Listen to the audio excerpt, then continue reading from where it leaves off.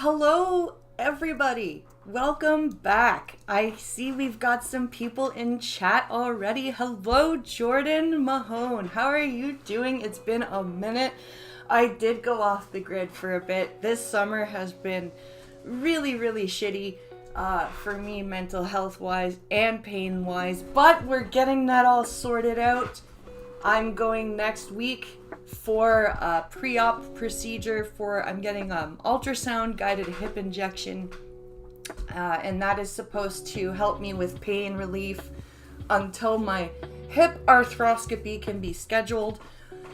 And then that I get to go and they get to figure out whether or not they can repair the tear in the cartilage that is torn, or whether they just have to take out the bits that are ripped up and just leave it at that.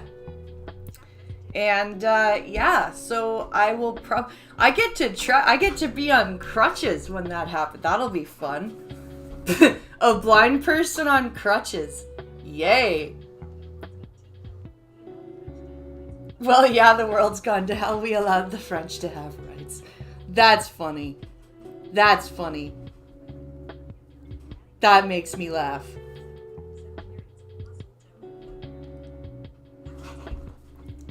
Ultrasound. Muscle tone. No, not that ultrasound. Pinkalo's been snipped. What they do is they use the ultrasound to look at the joint. Cause I'm getting, I have to get, it's like a mixture of corticosteroids and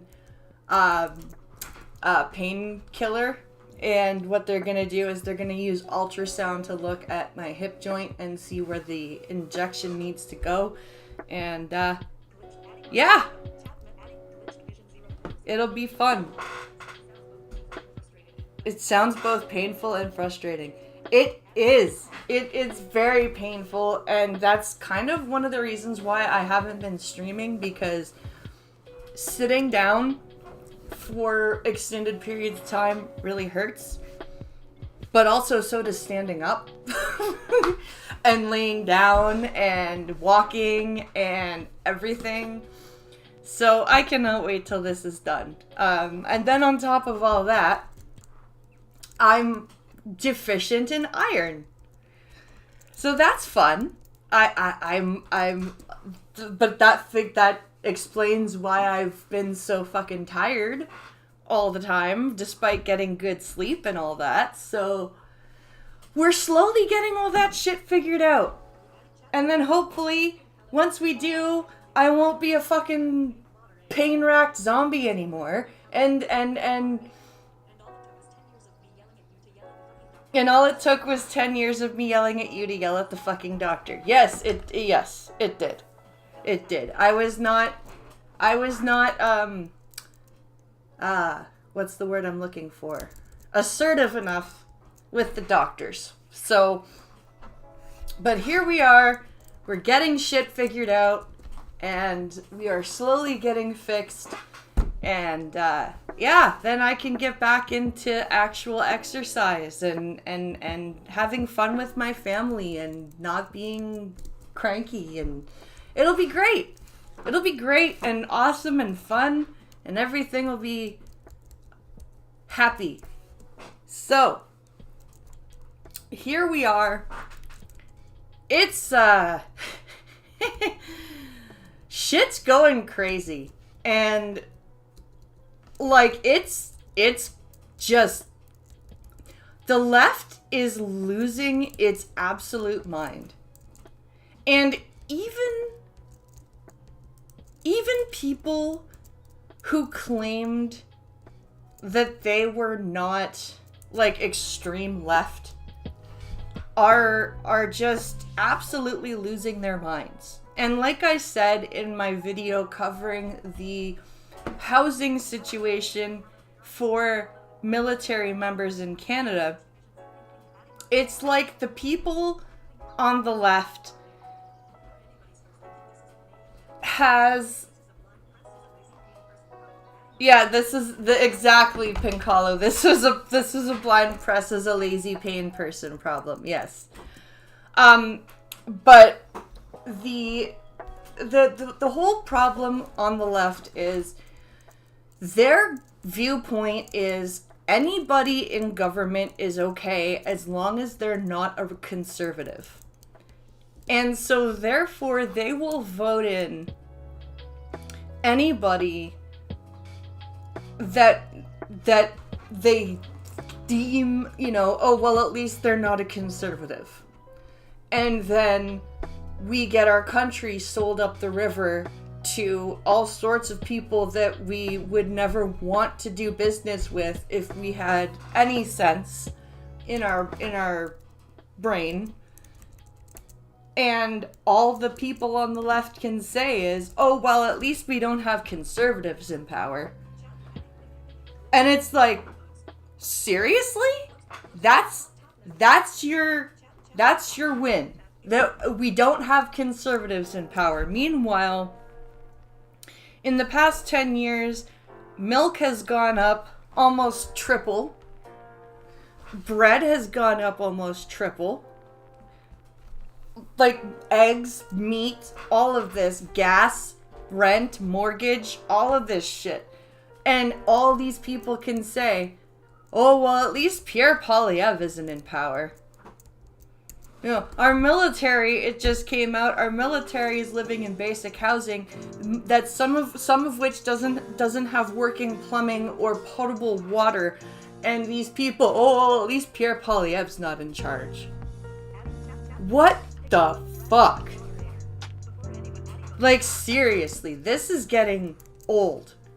And the only reason that Pierre Poilievre did not get elected last time, in the last federal election, was A, his riding was flooded with names, which should be illegal, and B, all of the frickin' people that, oh, anybody but a conservative went and voted for anybody but a conservative.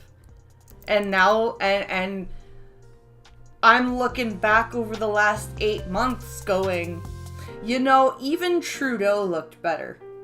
And that's fucking hard. That's hard to say. Because this is bad. They're talking about electricity rates going up within the next 2 weeks again. Oh, good.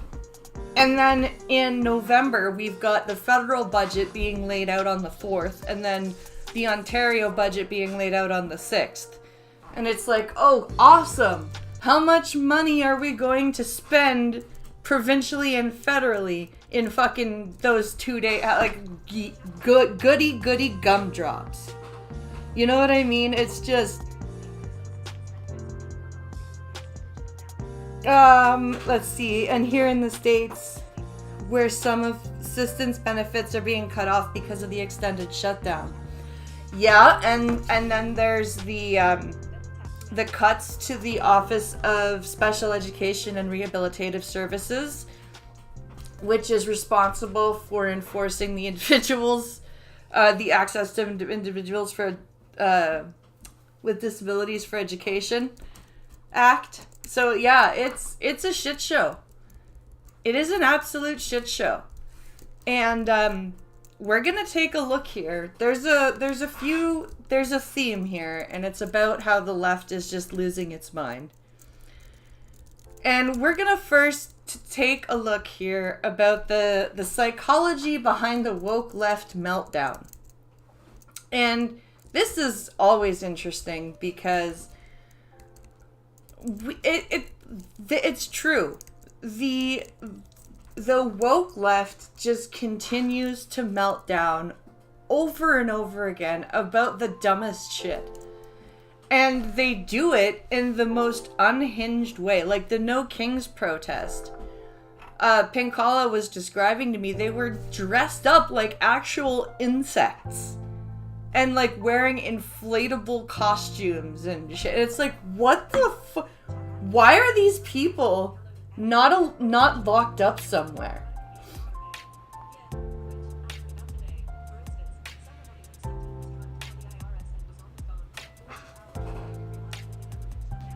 Oh my god.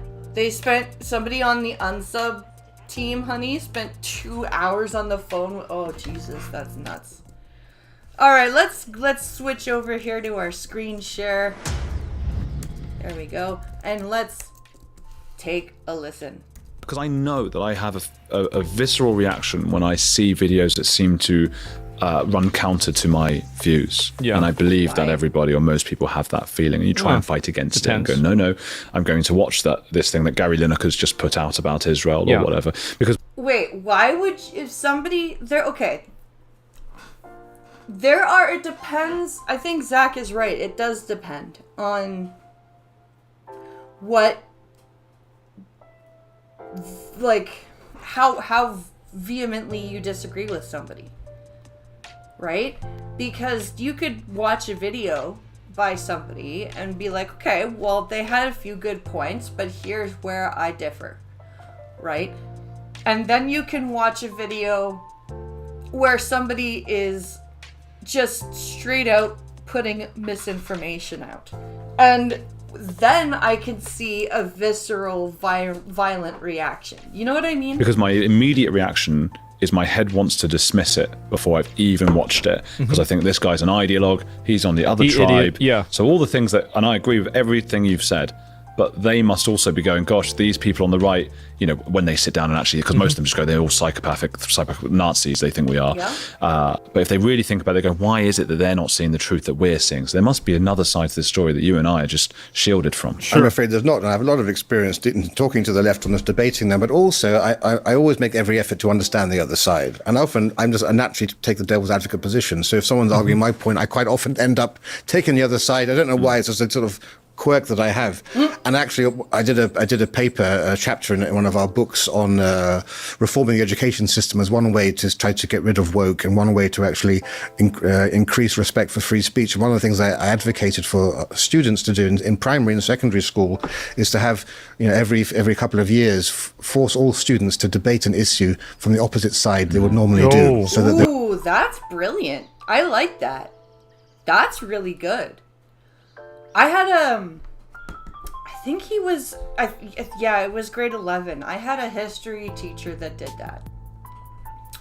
He taught us American history, which, yes, Canadians can choose to learn American history as an elective course in high school after they finish their mandatory Canadian history course in grade 10. In grade 11 and 12, you are allowed, if you wish, to take American history, ancient civilizations, and world history. And I took American history in grade 11, and our teacher was pretty awesome. He, every couple of months, he would switch things up. He would say, okay, I know that you, like, so-and-so are very pro this topic.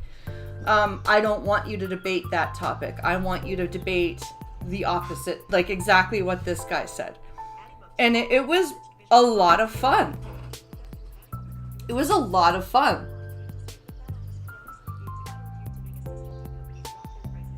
I hate to say it, but that office could use a cut or two to make assistive tech companies drop their prices. I don't know if that's necessarily an American problem, because there are assistive tech companies out of Canada and Europe that also overcharge for their products. And partially the reason that they're so expensive is because we are so few as blind people that utilize things like a braille display, stuff like that. Now, what they should be doing is going after Freedom Scientific, for example, with their licensing fees being absolutely insane. There should be a law that says you cannot charge over a certain amount of money for a licensing fee or for a product that is an accessibility. Like, to charge what they're charging for a single-use license of JAWS or for a yearly fee for JAWS is absurd. It's absolutely absurd. It was glorious and frustrating because I, of all people, was forced to advocate for keeping marijuana illegal. Ooh, I would have been hard put to do that as well.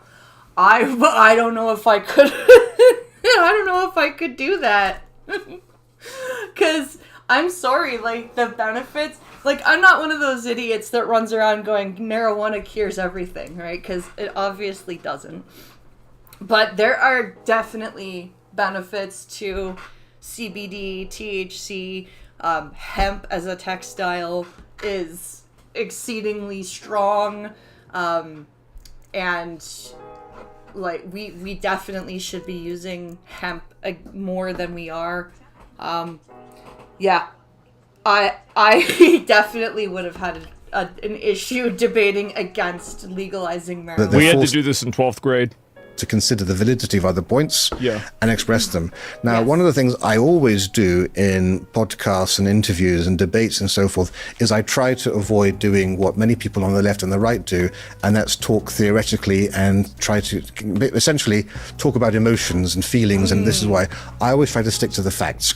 That's the best way to debate because, and you can very easily fall into this trap as a debater by going for the theoretical or going for the emotional argument, and it's very, very hard, but it's very, very useful to stick to the facts. Because I still think the facts are undeniable. Yes. I present the facts. This guy sounds like an alt-right Nazi to me. Oh yeah, super, super. I can already see it. fascist. Yep. You draw your conclusion. Uh-oh. I think it's quite This is hard to draw bad. any other conclusion.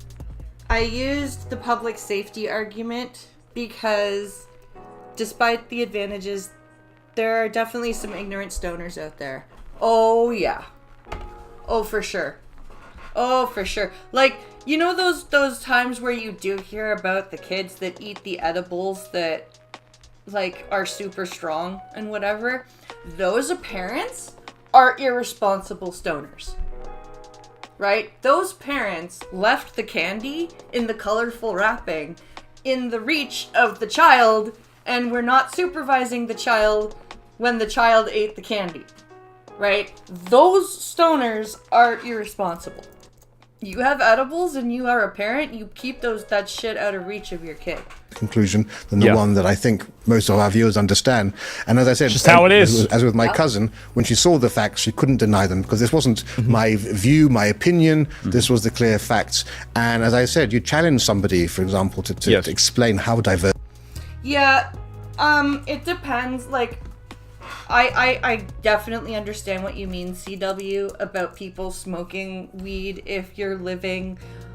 Like, if you're in, like, row housing or whatever, and you smoke insanely skunky weed in your backyard, and it's blowing into your neighbor's house, like, that's not okay. It's the same with cigarette smoke. So, like, I totally get it. Diversity has actually benefited. Yeah. And I had one person talk about the restaurants, but I was like, well, yes, they all added, we've got the recipes now, we don't need them any longer. I know where you got that from. Oh, okay. Mr. Bean. Yeah, so that was not the 9 o'clock news, I think, yes. Now that we Oh, have God. the recipes. And then the other one, of course, is the slavery and reparations. And I say, Yeah. well, you want reparations for slavery? You living in America, living in Britain, living in the Caribbean. In what way has your life been hurt by slavery? How have you Right. actually been disadvantaged by that? You're living in a country which has a life expectancy far longer than in West Africa. Your income is 10 times higher than in West Africa. Explain to me. And they never can. That's the thing. You, like, how can anybody today be affected by something that was ended now almost 250 or almost 200 years ago? This century will be the 200th year of the ending of slavery in the United States and in Canada and in Britain, respectively.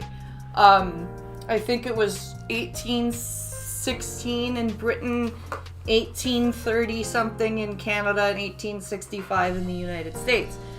So this century, or yeah, the 2020 century, right, is the the 21st century is the century of the 200th years of the end of slavery in the Western countries. So where on earth has anybody that's alive today been affected by slavery? And you'd have to take money from the black families who kept slaves as well. Yeah. Mm-hmm. Exactly. And you'd also have... But those people never existed, though. Don't you understand? The black people that owned slaves, that concept is an alt-right lie. Developed by the KKK to make people hate black people. Different. That would never happen. If there were Jamaicans living here, they'd be paying reparations through taxes to people in Trinidad. Makes no sense at all. And of course, there were only... People want reparations because they want money. This is not really, there's no logic in this at all, right? Like, I mean, I can see reparations for something like, Japanese internment camps, because it was people that were directly affected by, like, let's say, a certain thing. But, like, in terms of overall, absolutely not. Yeah. A few thousand slave owners, the majority of Brits descend from people who lived lives of abject poverty akin to serfdom in the first place, so why should they? Exactly. Like, fuck, do you guys, these people, these fucking idiots that sit here and go, the white colonialist, as though the settlers that came over from Europe in the 16, 17, 1800s were fucking rolling in wealth, right? No, the people that put together the actual voyages were wealthy. Do you think the actual explorers that the kings and queens of Portugal, like Christopher Columbus was, he was a merchant captain. Like, he wasn't a loaded guy. He was just some dude that wanted to go exploring.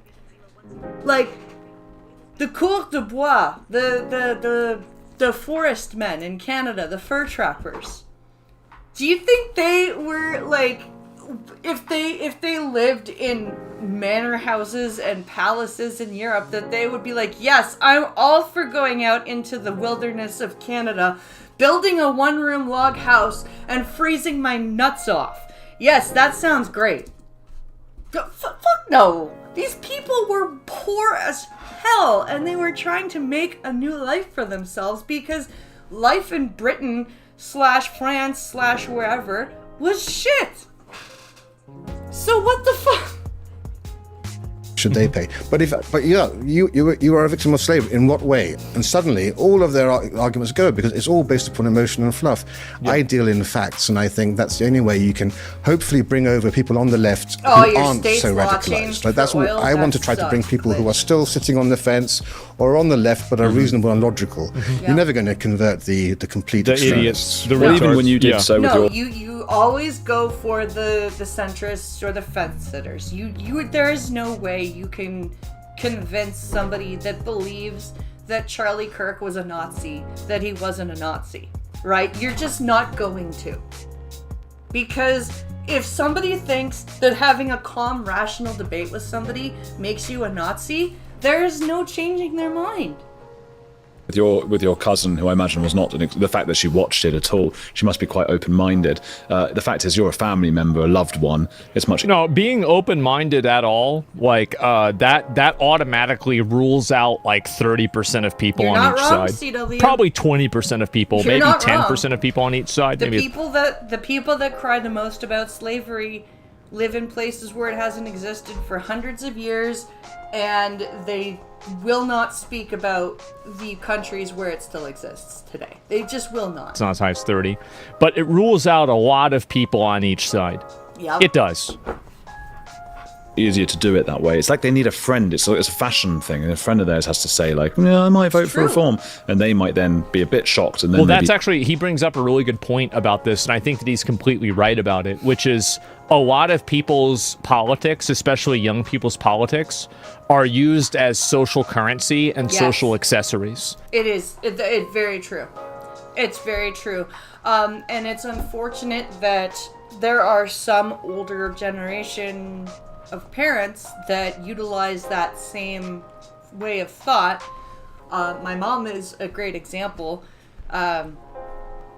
basically she's pulling away because we are not ideologically the same. And it's just ridiculously sad that, you know, people can treat family and friends differently based on political thought. So, and they're also a form of social posturing. Yeah. So they act this way in order to seem like they're part of the in-group. There aren't a lot of these positions that are actually informed by any sort of like moral authority. No. They're just simply going with what people already believe. There's a huge expectation and a huge pressure for a lot of people to maintain the status quo opinion. It's and true. I think that you can see that. A few months later. And be respectful. You know, what happened to decent... It's like old debates where you would shake hands after having a debate. Well, yeah. And that now, even that is becoming... I've been at a couple of university debates where people have refused to shake my hand afterwards. Wow. And you just think, gosh, you know, have we gone to the stage now where just sharing opinions now and viewpoints is a cause for cancellation? Well, they yes. think... Yes, apparently. It is. Unless you hold some, like, horrible left-leaning position...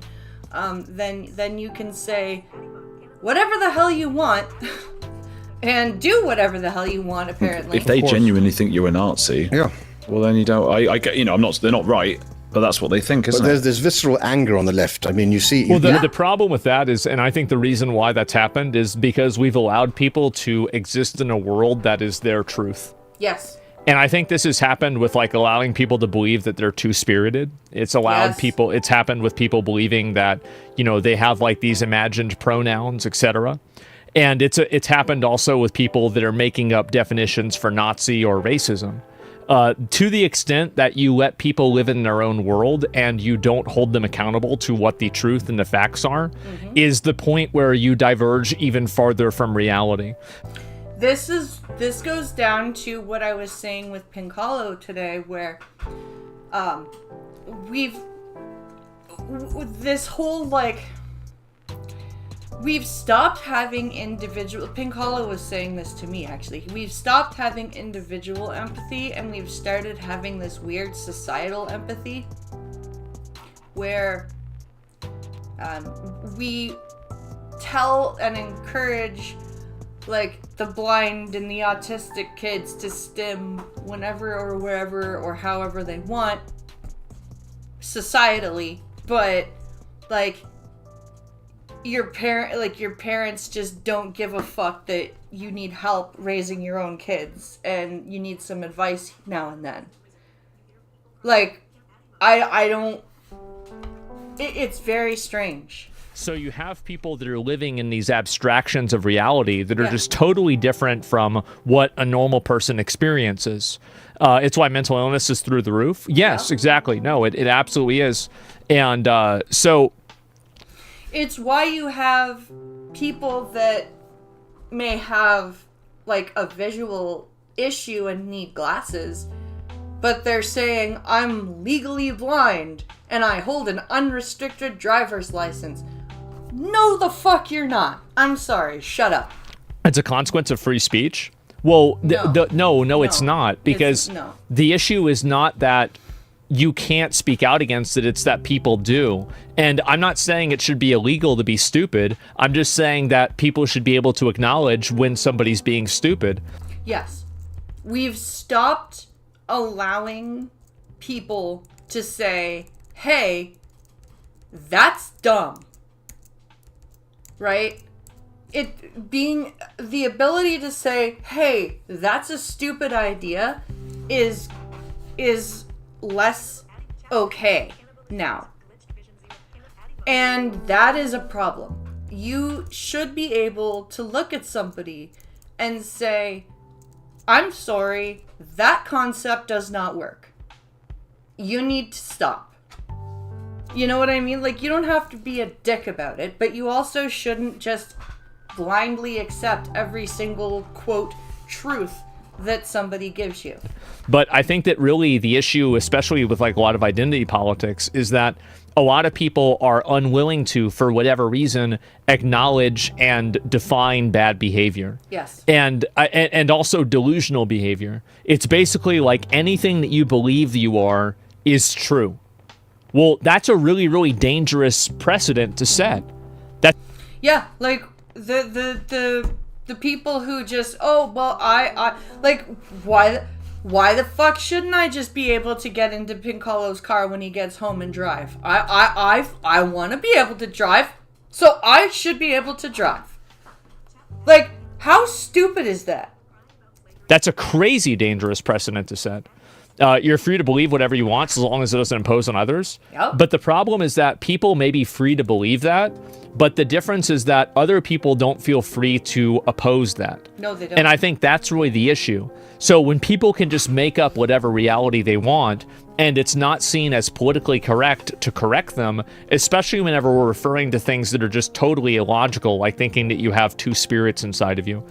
Or the people that, like, the body dysmorphia people who think that the body integrity people, the people who want to be disabled, like, those people shouldn't be, oh sure, let's cut your leg off. This is a mental illness, and it shouldn't be treated as anything else other than that. Nobody should be playing games with this. Nobody should be trying to accommodate this. Nobody should be taking this seriously. It should just be immediately discarded and viewed as retarded, because that's what it is. But the problem is that people try to, and this is the way that people's empathy ends up hurting them, is that they end up allowing this to happen, and it just makes it worse and worse over time. Yeah. And now, and this is the thing, right? Is like, it like at the beginning, right? It was like, okay, somebody wants to, like, okay, somebody's trans. Okay, that's fine. You be trans. Okay. Well, then now you have people inventing new genders. Now you have people thinking that they're animals. Now you have people going, hey, this 5-year-old is trans. No, fuck off. Right? At what point do you draw the line between reality and fantasy? And the issue is that there is no logical position on where to draw that line. No, there's not. And that's it. No seasons? Yes, clearly. Two spirits is literally a personality disorder? Well, that's clearly what's happening here. You've never held someone say Labour scum, right? Or killer Labour MP, as we just had from this kneecap organization. I'm told on these dating apps now it's just... I actually was listening to a chat history video the other day, and I think I figured out where the whole gender is a social construct thing came from. There was a guy named Dr. John Money who coined the terms the terms gender identity and what was the other one? Oh fuck. But he coined those terms that are so buzzwordy now, and basically believed that gender was taught, not a biological thing. And there were these twin boys who were born with something called phimosis. Apparently it affects the ability to urinate properly. I guess it's like an overabundance of skin over the head of the penis, I guess. So the cure for infants is a circumcision. They did not circumcise one twin, and the doctor botched the circumcision of the other twin and cauterized it instead of stitched it.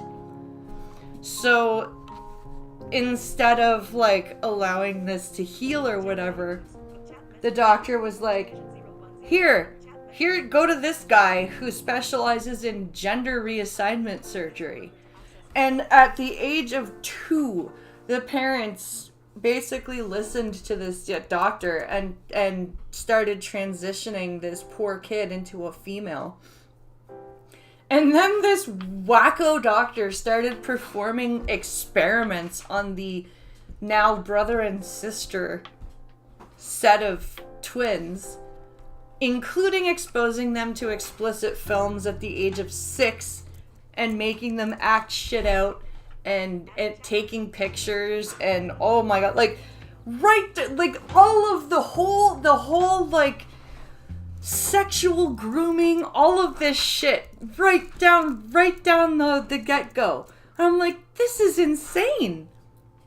This is like the father of all of this shit. What the fuck? This is no Tories, right? I don't think anyone's probably said no Labour or no Lib Dems. I suppose it's the... Yeah, they do. Whenever they mention, like, no fat chicks.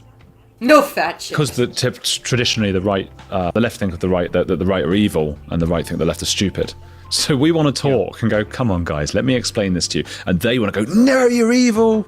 Well, as the old adage says, if you're not a liberal at 25, you have no heart. If you're not a conservative at 35, you have no brain. Yeah. It's true. It's true, because, and I think all of us can say we were probably a lot more liberal when we were younger. This is the thing. Bloody hell. Well, and what is Keir Starmer? I mean this almost in an existential sense. What the hell is it sort of a robot, a kind of a paratchik? How do you say that word? Paratchik? Apparatchik. Apparatchik. It just seems as blank slate kind of thing. Well, it's clear he's clearly not a person with any political acumen or instinct. No. I mean, it's been nothing but calamity after calamity. 91%. Yeah, guy seems like a joke. Watching Heritage clips are not subscribed. Okay. Quick favour. It is true. Like, Keir Starmer is just an idiot. And the fact that Mark Carney just keeps running to England, and the fact, like, I do not believe for 1 second that Canada will not have a digital ID of some form before the next federal election. Carney says, no, I don't plan on doing that, but I don't believe that for 1 second. With the amount of coattail riding that he's doing with Keir Starmer. But it's also very weird to watch him interact with Trump, because he was like, I'm not gonna let Trump bully Canada. I'm gonna be the tough negotiator. Blah, blah, blah, blah, blah. And then, like, the last time he was in the White House 2 weeks ago, he was like, thank you, Mr. President, for calling me a good negotiator. It's like, what the fuck are you doing, dude? What is the matter with you? Why are you such a sycophant? This is sad. But it's just so nuts. It is so nuts to just watch this insane, like, the way everything is happening.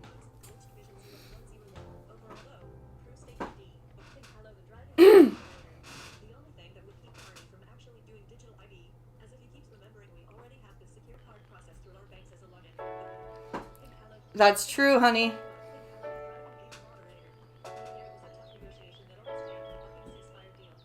Yeah, it was a tough negotiation that almost tanked the fucking ceasefire deal. Yep. That's true. That's very true. Oh my goodness. So we now have, we're gonna look, speaking of crazy left, speaking of the crazy left, we're going to watch this, this video called Talking to Portland Protesters at an ICE Facility. So this is gonna be perfectly sane and not unhinged at all, I say sarcastically to you all. So let's take a look here. Talking to Antifa at Portland ICE Facility. Let's just take a gander, shall we? I'm sure this will be interesting. They set our camp on fire. The police? They wanted to kill you? One of these leftists pieces of shit. What are these who? They need to be held accountable. I'm making them accountable. Smeagol, is that These you? people are making them accountable. What impact have you guys made on the ICE facility here? Hard telling. I guarantee you're unemployed. I guarantee. Where do you work? Across the street. Sir, And you're a liar. What is going on, everyone? James Klug here. Today I'm in the beautiful city of Portland, Oregon, right outside of an ICE detention facility where Antifa and other left-wing groups have been protesting and rioting for weeks straight. Now, the Trump administration is currently threatening to send in the National Guard if the situation here continues to get worse. I guess we'll see what happens with that. In the meantime, let's go talk to some people. Good luck. All right, we got the gate opening. Let's go ahead and back up a little bit. Keep going. Keep going. We'll hang out right here. Apparently they're doing this when they are making room for a vehicle coming through, so they've cleared the entire area. Eric, go ahead and show that really quick. Oh, how nice of them. Why the fuck are they listening to the Mos Eisley Cantina music? Quick. For a vehicle coming through, so they've cleared the entire area. Eric, go ahead and show that really quick. Listen! They are literally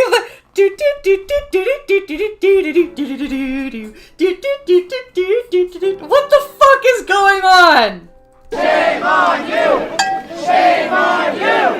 We still got a line right here of Border Patrol agents. Oh yes, bang the cowbell. Mixture of groups, actually. Shame on you. So we have people being held off by a line. Bring out your dead. Bing. Bring out your dead. Line of Customs and Border Protection agents, while Federal Protective Service vehicles are coming in and unmarked police vehicles are coming in.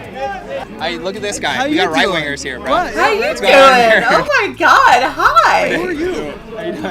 Which side are you on? I can tell you Which side are you on? Oh boy. That's okay. Glad I wasn't the only one who caught that.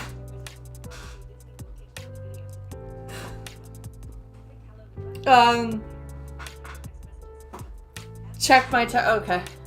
Yeah, that's funny. Okay. There's been some agitators on both sides, of course. And Ghostbusters peaceful. theme now. And on top of that, almost all of the aggravation has it's come from that side, I can tell you that. It looks like just a lady driving. I don't know what is going on. It is a street right here, so I don't know. Hey, they keep talking about this line right here. So essentially, if people are crossing that line, what, they're getting detained? How often are they hopping over that line? It depends. So usually they don't go over it. How do I maximize if you see right the there, internet they're just window? sitting down in front of it. And so when vehicles need to come and go, that's when the agents come out to push people away. They've just been doing this line. It depends. Hey, they keep talking about this line right here. So essentially, if people are crossing that line, what, they're getting detained? How often are they hopping over that line?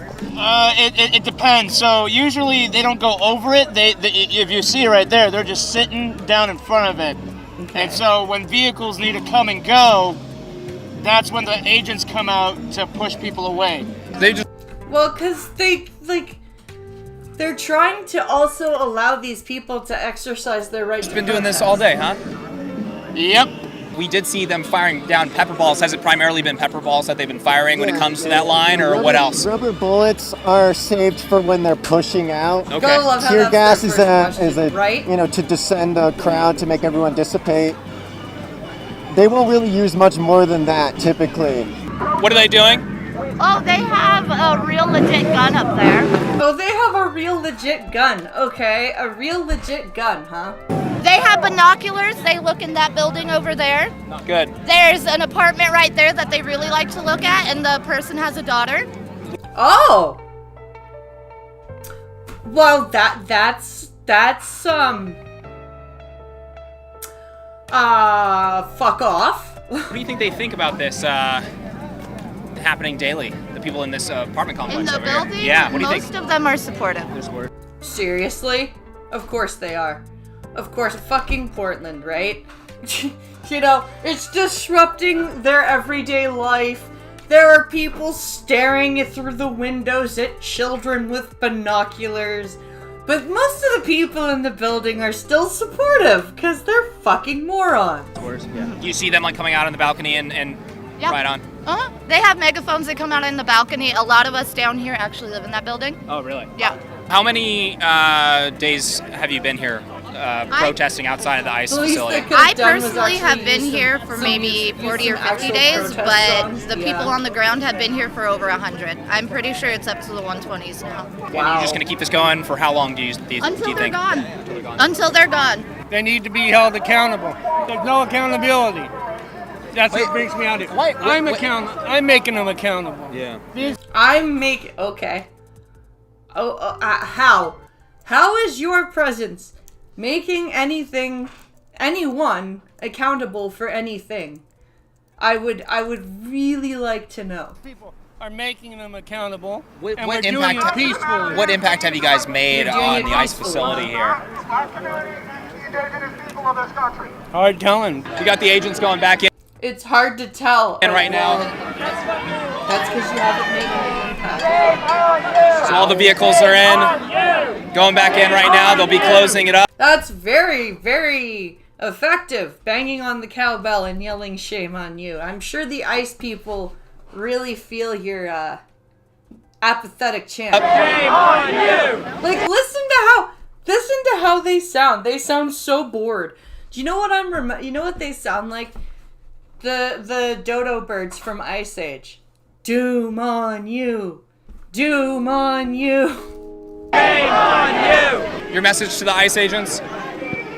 That the Nuremberg trials will come. That the Nuremberg trials will come. Oh. That person's a special needs person right there. The international community is civilized, unlike America. They can put people in death camps all they want, but for a country that rips children's arms and legs off to steal natural gas. Whoa! What? What? Okay, let's break this down a little bit. I know he's got a bit of a speech impediment, but let's back this up and hear what he has to say again. Civilized, unlike America. They can put people in death camps all they want, but for a country that rips children's arms and legs off to steal natural gas, they will come to justice for putting people in death camps for this. For a country that rips children's arms and legs off to steal natural gas.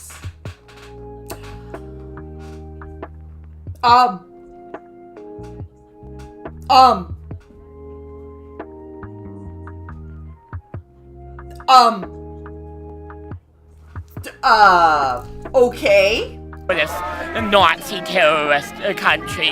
Not good. Thank you. The dude's just like, yeah, sure. Thanks, buddy. He's like, I don't know what to say to that. Here, let's get this one.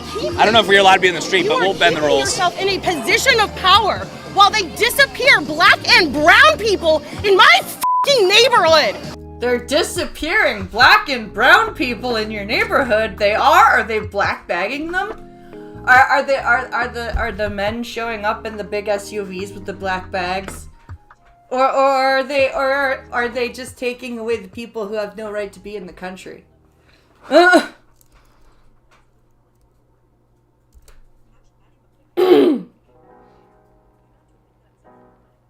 You got to admit that was a little poetic. Yeah. Yeah, it was. Go f*** yourself! Go f*** yourself! Back, arms length away. I have been standing here the entire time. So as soon as I start speaking with you is when I need to back up because I'm not allowed to talk to you. No, you're not allowed to literally be in his face and yelling. You can speak to somebody a couple of feet back and not scream. You're yelling in my face. She's angry. What I want is for you to... I'm not yelling in your face! Feel small. I want you to feel scared. There are more of us than there are of you, bitch. Every single day we will be here. There is Can't just ignore the 48,000 white people that have been deported this year also.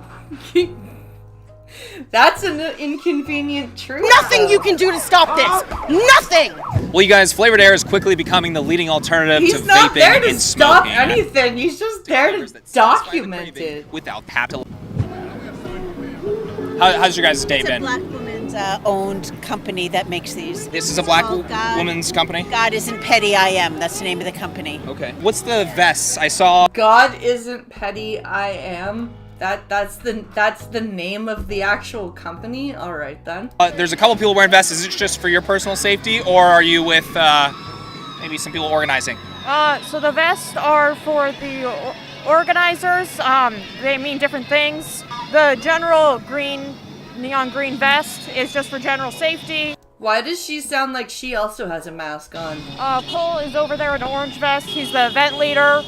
And then the people with the neon green vest with orange stripes are medics. I'm also a medic. They ran out of vest. What is your credentials for that? We just did some basic first aid, so we're not under any We just did some basic first aid. So we watched a couple of YouTube videos on how to deal with like scrapes and shit. Director or anything. Personally, I'm an EMT, but we're not providing care as anything licensed. I see. Who puts on the training? Do you guys get together weekly, monthly, or is it just, hey, maybe a couple times a year people get together and go over drills? How does that work? Wearing a mask. Why are all these left-leaning women wearing masks in 2025 in October? I'm very confused. Safety training, I think it's like once a month. Does it primarily have to do with protesting? Yeah. I don't have much more to say. So we have the ice facility down. I don't have much more to say because I'm making us look incredibly unprepared to help anybody who gets seriously injured. There, just maybe 200 feet away. This is your guys' camp right here. You guys staying here overnight? How does this work? We kind of have to. We've had folks from the other side, MAGA chuds, try to set shit on fire, and with people sleeping in here. What is it? MAGA, not even MAGA. MAGA. MAGA? M-O-G-A? M-O-G-G-A? MAGA? It's MAGA, you wacko. What's a MAGA? From the other... Is a MAGA a type of monster? I don't know. Side, MAGA chuds try to set shit on fire, and with people sleeping in here. What is a chud? Fascist, MAGA. Because their IQ is another is word. Yeah, this is our community area. We provide snacks, water, things for folks that are out here protesting and fighting the good fight. And is this what? This is your guys' group? This is just community coming by, dropping everything off? More masks. Yes, they're all wearing medical masks. Then no, they watched the Marge and Bart Simpson first aid episode. That was enough. That's true. That's true. Sorry, I'll come through community. here. There's the snacks, water, things for folks that are out here protesting and fighting the good fight. And is this what? This is your guys' group? This is just community coming by, dropping everything off? Sorry, I'll come through here. Community. None of this is being funded by anyone but the community trying to support itself and each other. Yeah. This is what community actually looks like. Folks come. So you're telling me that the community wants you guys clogging up the streets and yelling and honking horns and all, like that? Okay. Coming together to it is Portland. Show solidarity. And then you guys are on a public sidewalk. Have you had any trouble with Portland police or anything? Have they come by trying to shut this down at all or no? Yeah, they have a couple times. The thing is, we have permission from the school, written permission to be the school on this sidewalk. The school gave you. Oh, lovely. The school. Is it a school sidewalk right here? Yeah. What kind of school is it? Do you know? It used to be an elementary school. They had to close down and move though, because of all the chemical munitions. It was literally poisoning the earth. Yeah, and let me put it this way. Last night, they yeah.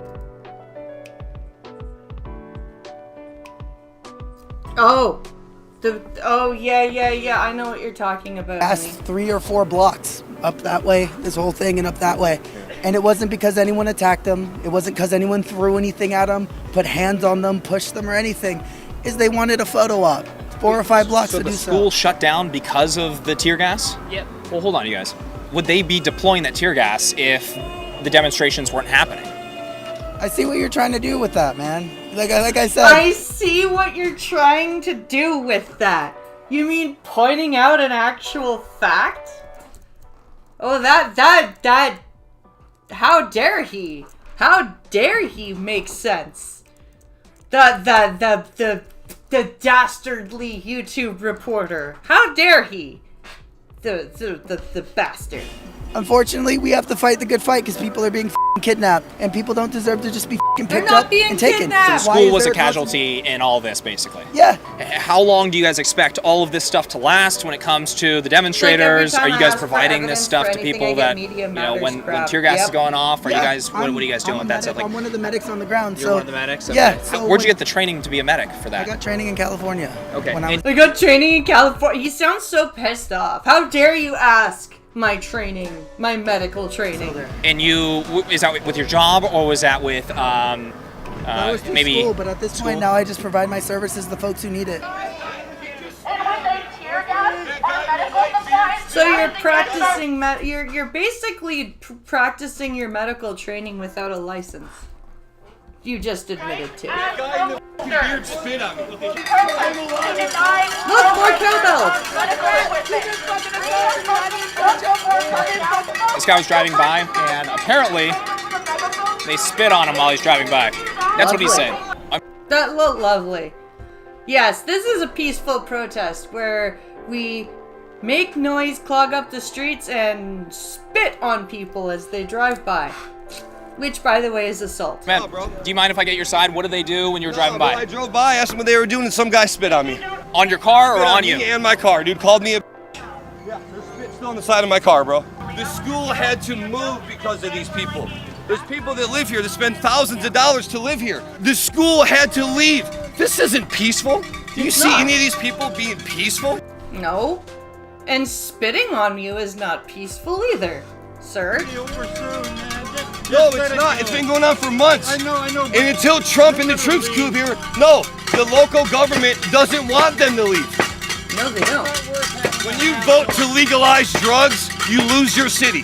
Hey, is that fair what he's saying about the community being upset about the school leaving? I don't know anything about that. If it's true, what do you think? I don't know anything about that. I'm just here to shake shit and make noise. 10,000 emails and calls have been made to the city of Portland and the Portland Police Department. This school asked them to leave. They said no, the school had to move. You know how many residents live here in their school? Their kids go here? This is not what the business owners around here want. What's your message to Donald Trump right now? My message to Donald Trump is get here and stop this now. Oh, look, there's a city resident that doesn't like this shit. This is not fair. No, it's If not. you're on the other side, why should you have to put up with this? You called me a 3 times. I haven't called you a name, but I guarantee you're unemployed. I guarantee you're unemployed.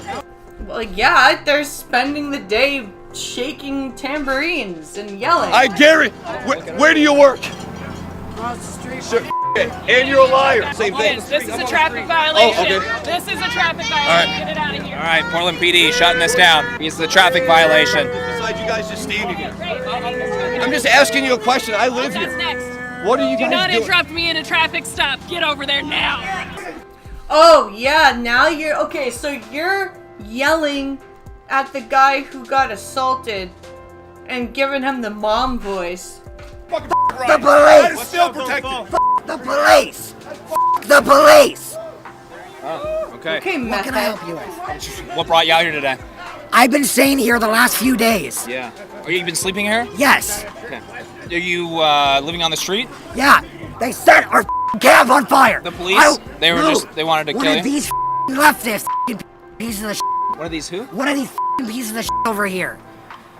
Fair enough. Who specifically are you talking about? I don't know. I was asleep, and these mother came over, and I was trying to set me on fire. I'm done with these Trump supporters. Wait. Didn't he just call them leftists? He just called them leftists. The Trump supporters are leftists. Dude, meth is a hell of a drug. And these Nazis. Right. I'm You done. just said Did you leftist. file a police report or no? We're not fans of the police. All right, we got a potential arrest happening right here. Watch out with the camera.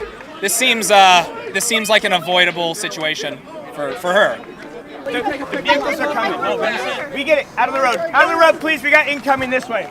Out of the road. Showing a ton of restraint right there, actually. I'm a little bit shocked that she wasn't detained. You're 100% not allowed to do that, so that's what I'm a little bit shocked. How often? Very shocking. Yeah. It happens all the time. But because the police do not feel like they have the support of the city.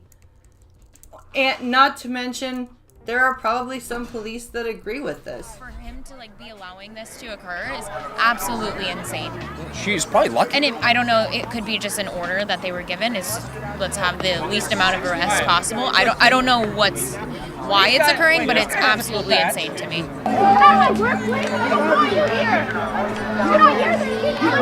Hey, are you willing to get arrested tonight? You guys are here for audio clips. I'm here as a healthcare worker who is trying to protect her patients. Thank you for your service. Please. I'm here as a healthcare worker trying to protect our patients. You're here trying to get audio clips.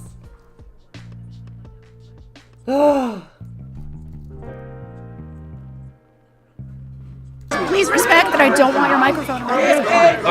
Well, I mean, the idea is that when you have personnel here to keep the driveway clear, because that's like the main point of contention. For sure.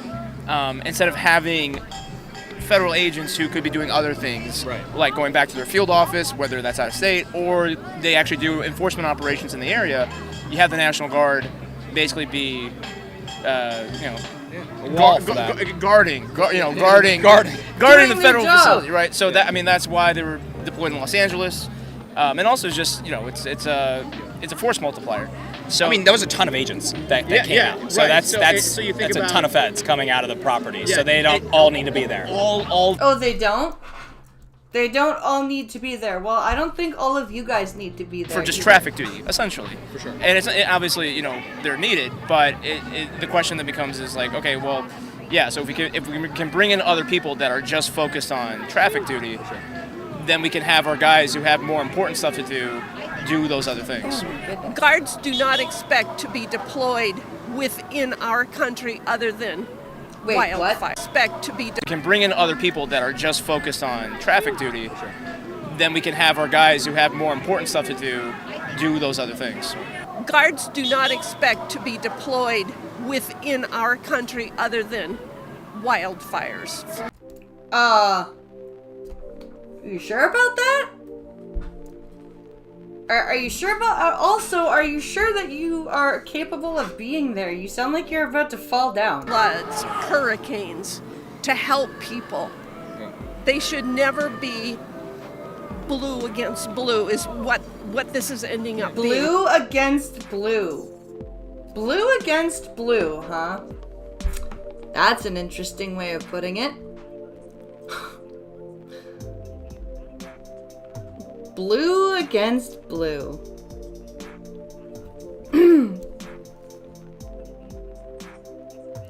Police, National Guard, well, ICE. Police aren't doing much. That's actually probably why National Guard's coming here to assist them, right?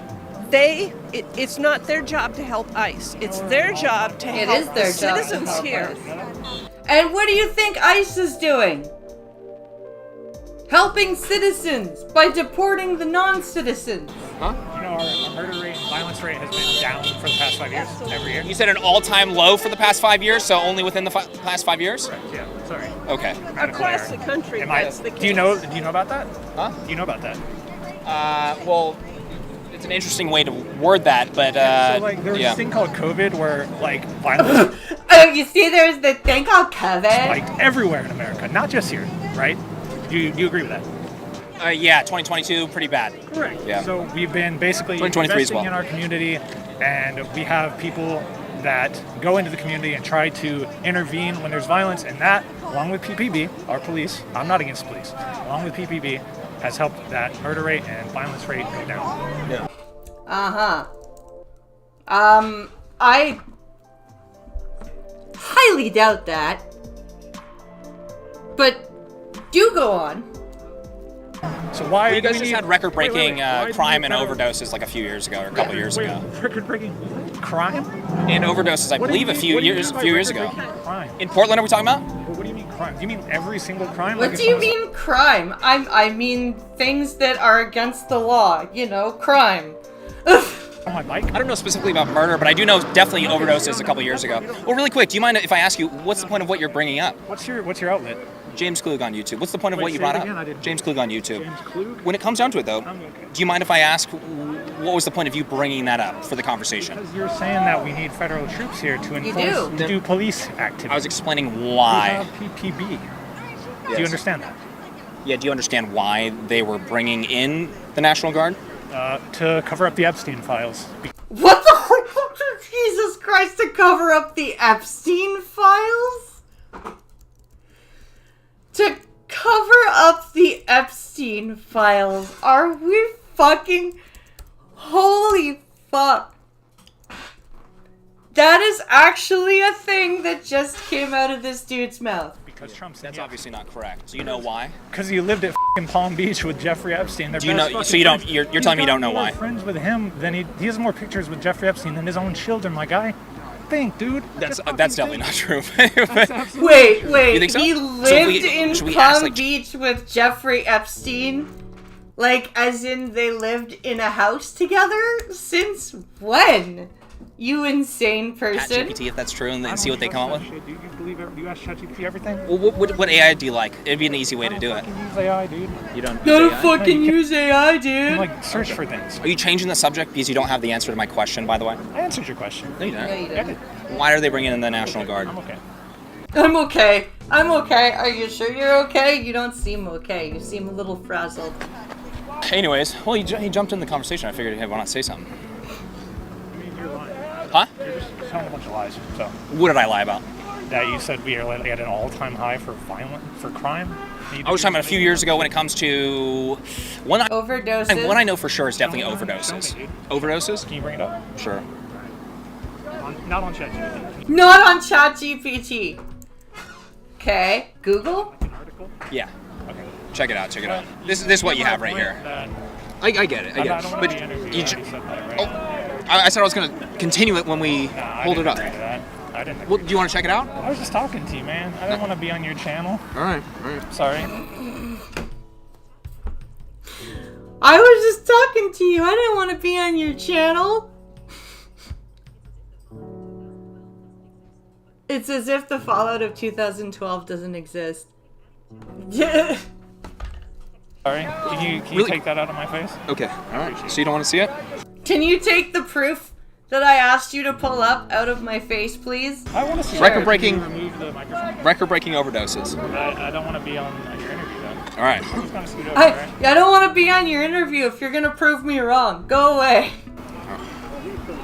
I just The want you to reason suck people are my out dick. here is because ICE has become basically the Gestapo in this country. Gestapo? Oh. Yes. Why do you say that? Because they're hunting down they're Jews? snatching people off They're the hunting street. down Jews. They're That's masked. great. And What's their they're- job? They're detaining people without any semblance of due process. That's not true. Well, due process varies when it comes to immigration enforcement. It's not criminal, it's a civil proceeding. It's an administrative process. So there's different degrees of it, of course. It's not held to the same standard as the president has tried criminal. to get these people out But- of the but country hold on. before they can get a hearing. Hold on, what is ICE's job? I mean, in my opinion, What is it supposed to be? ICE How about should that? not exist. In my opinion, ICE should not exist. Okay, did you know that before ICE existed, it was the exact same department? It was just called the Immigration and Naturalization Service. You do know that, right? Person on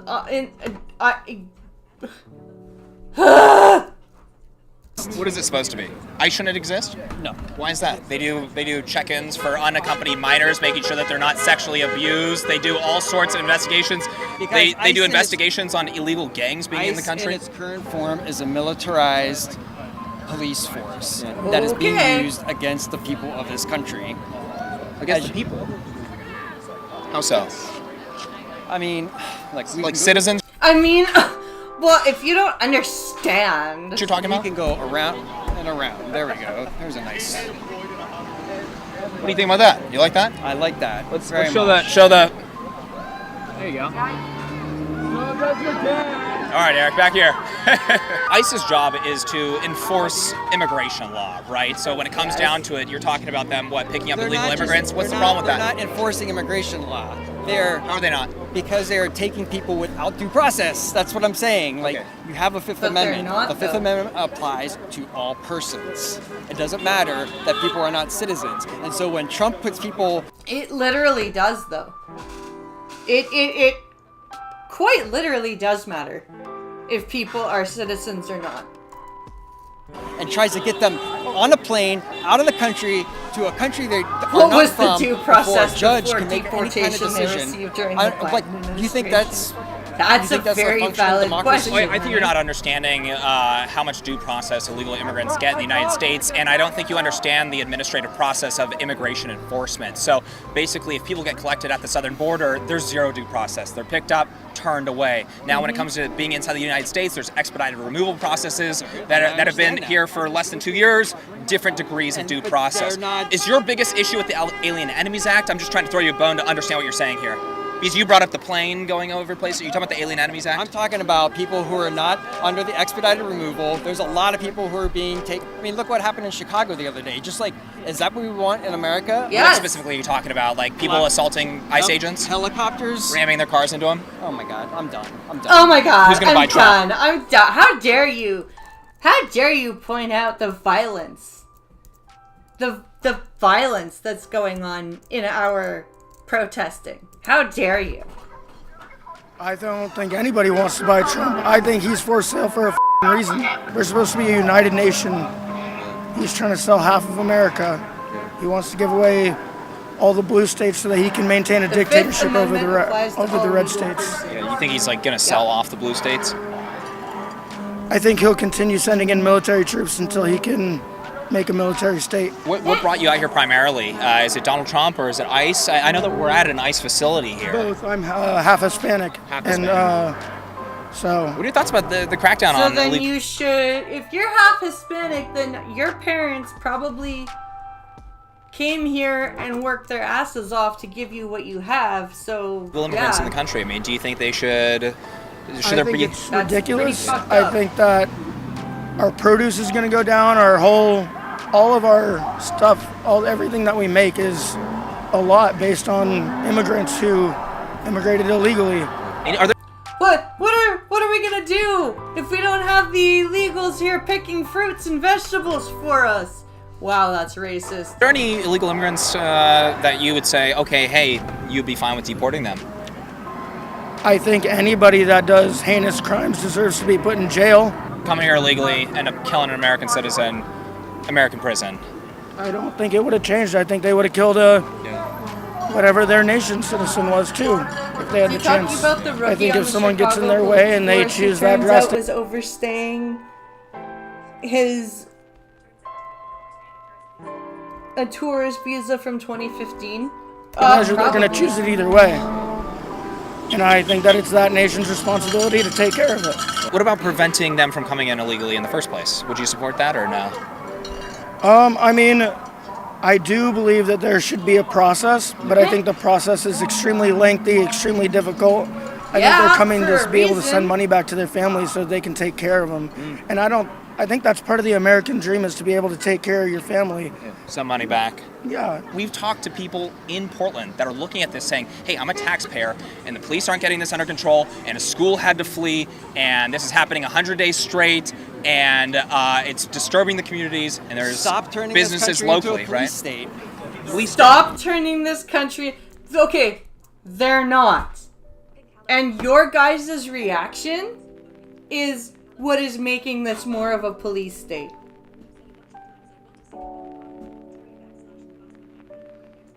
Yes. So what has changed when it comes to immigration enforcement? What, the ramp up?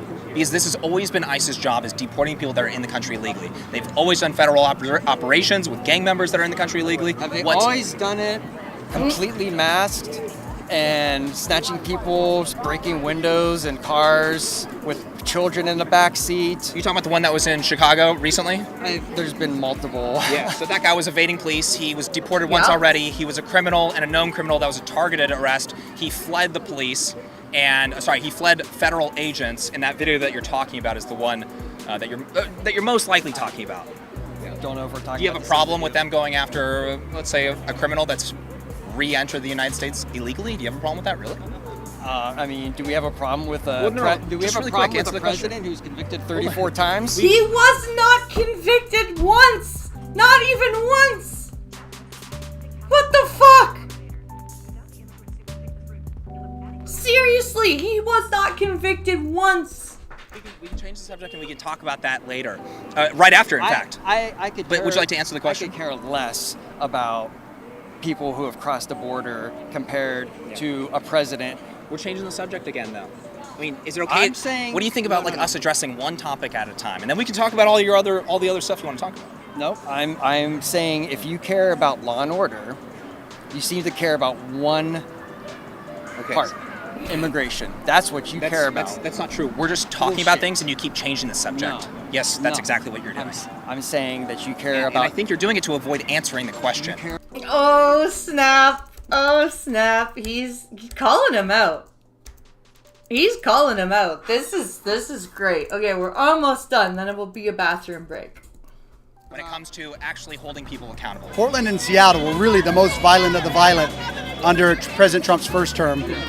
And, you know, these guys. But it's definitely a different vibe now. I mean, I could not wear this hat out when I came to Portland unless I had massive security around me. I got these stitches in Berkeley. I got spit in the mouth. I got hit in the head with bottles. I mean, you couldn't even walk out if you were openly MAGA or this. This sign would not be here right now. I've been standing out here all day. It wouldn't be here right now. So there is a shift. My hunch is that there is, because Antifa's been labeled a terrorist organization, there's been some orders given by somebody to say, hey, calm down a little bit. Yeah. We don't want to give them justification to do what, they're justified in doing. There is a He's probably right about that. contingent of society that wants to destroy this country from within. Antifa, these groups, it's not just Antifa, it's Democratic Socialists of America. Antifa is basically just the weaponized violent arm of the DSA. They've got the body armor and the knee pads and the face mask and the helmets. That they tend to be Antifa.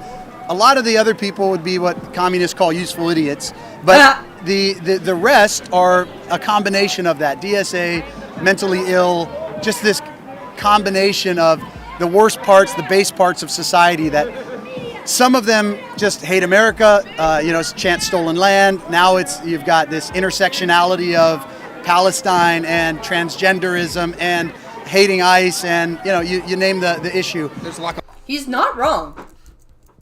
I think that was a very smart thing to end the interviews on, because that's a very apt observation that it's basically the intersectionality of it all that's causing all of this bullshit to happen. And it's bullshit.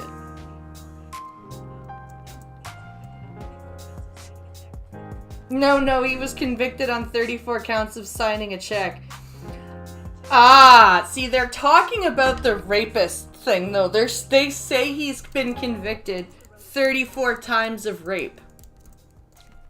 They're not talking about the check fraud. They're talking about rape. And that's what's fucking stupid. They don't even care about the check fraud. They are like, no, Trump is a rapist. That's where they are. It's fucking stupid. It's fucking stupid. Alright, we're gonna quickly do a bathroom break, and then we'll watch a couple more videos, but I'm not sure. We'll go until I can't sit still anymore, but I'm having trouble already. So I'll be right back.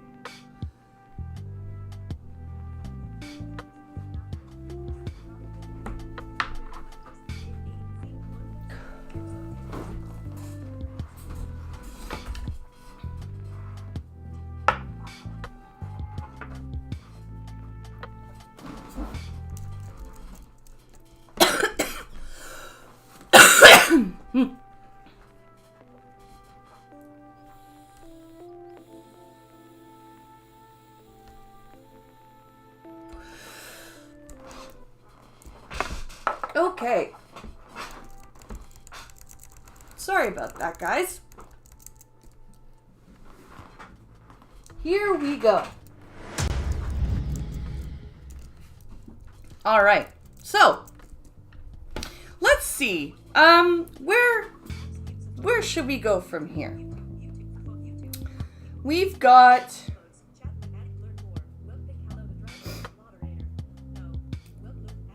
right. Before we continue, I wanted to correct what I said. Trump, like the people intertwine Trump's check fraud convictions with his rape accusation because he lost the civil suit against the lady that accused him. Which, let's all remember that she also said rape was sexy. So that's a thing that happened. But, so these people will intertwine the fact that he did get convicted of check fraud. And they will twine that in with, that means he's guilty of rape. So that's what I meant to say, or was trying to say. It did not come out that way. So let's see.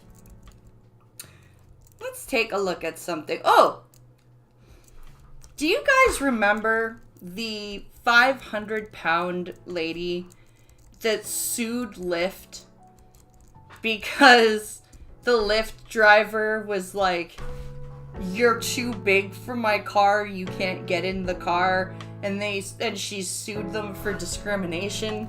Well, apparently she won. So let's take a gander at that and see how crazy that is. 8 months after a viral video, a multi-million-dollar lawsuit, and months of arguments about accommodations, Detroit rapper Dank DeMoss is officially settled with Lyft. And the way the story ends just has a bad taste, because the driver has been fired, and Dank is now rolling around in her own van with a chauffeur. Come on! That's not fair. The driver has no job, and this bitch gets a van with a chauffeur. Fuck that. What a bitch. This is hands down one of the most American stories I have ever covered in my entire life because, hey, we are combining morbid obesity with lawsuits. Does it get more American than that? Because this story literally went from, ma'am. Didn't that cow win? Yes, she did. She absolutely did. With lawsuits. Does it get more American than that? Because this story literally went from, ma'am, you can't fit in my car, to a full-blown discrimination lawsuit. And if you...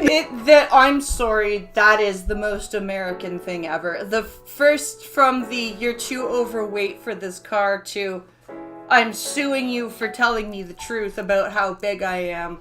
Like, I'm sorry, that's such an American thing. If you've been around on this channel since February, you'll remember how all this started, because this is Deja Blanding, but she's more known as the Detroit rapper by name Dank DeMoss. And earlier...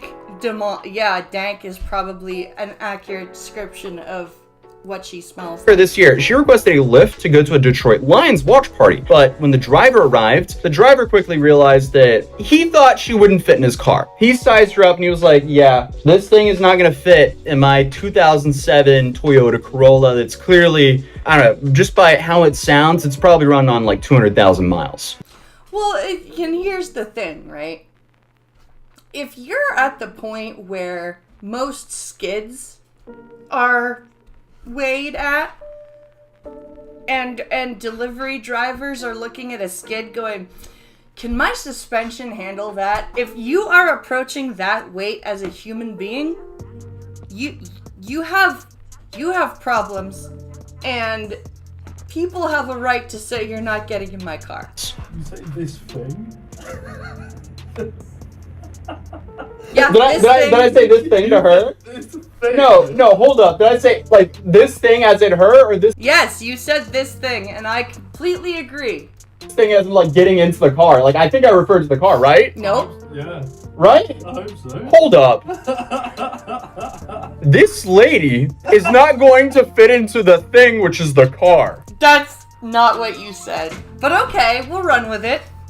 That's where I'm going with this, okay? Yeah, that's what we're trying to say. Sure. But before you guys say, hey, this is fat phobia, here's what actually happened. So obviously, Well, she first pulled of out all, it's not fat phobia because the guy wasn't afraid of her. He was just like, I don't want my car to break. her phone. She started filming, and she started saying, hey, I can fit in this car. And the driver calmly replied, believe me, you can't. He wasn't yelling. He wasn't insulting her. He was just calmly saying, hey, I don't think this is going to work in my car. And I'm gonna be nice with that name about this situation. Oh, no, not me. Not me. I had a girlfriend who was so big, as my best friend says, she needed deodorant for her rolls. And and my ex-girlfriend was like half this bitch's size.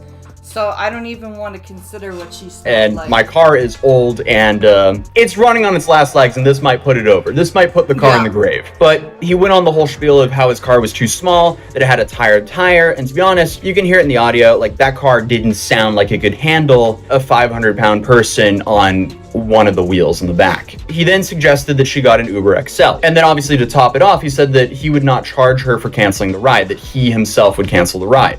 See, that's fair. I didn't even know that part. I've been aware of this whole thing since the start, and I didn't know that he was even like, dude, I'll cancel the ride, I won't charge you, I'm sorry, blah blah. Like, that's fair.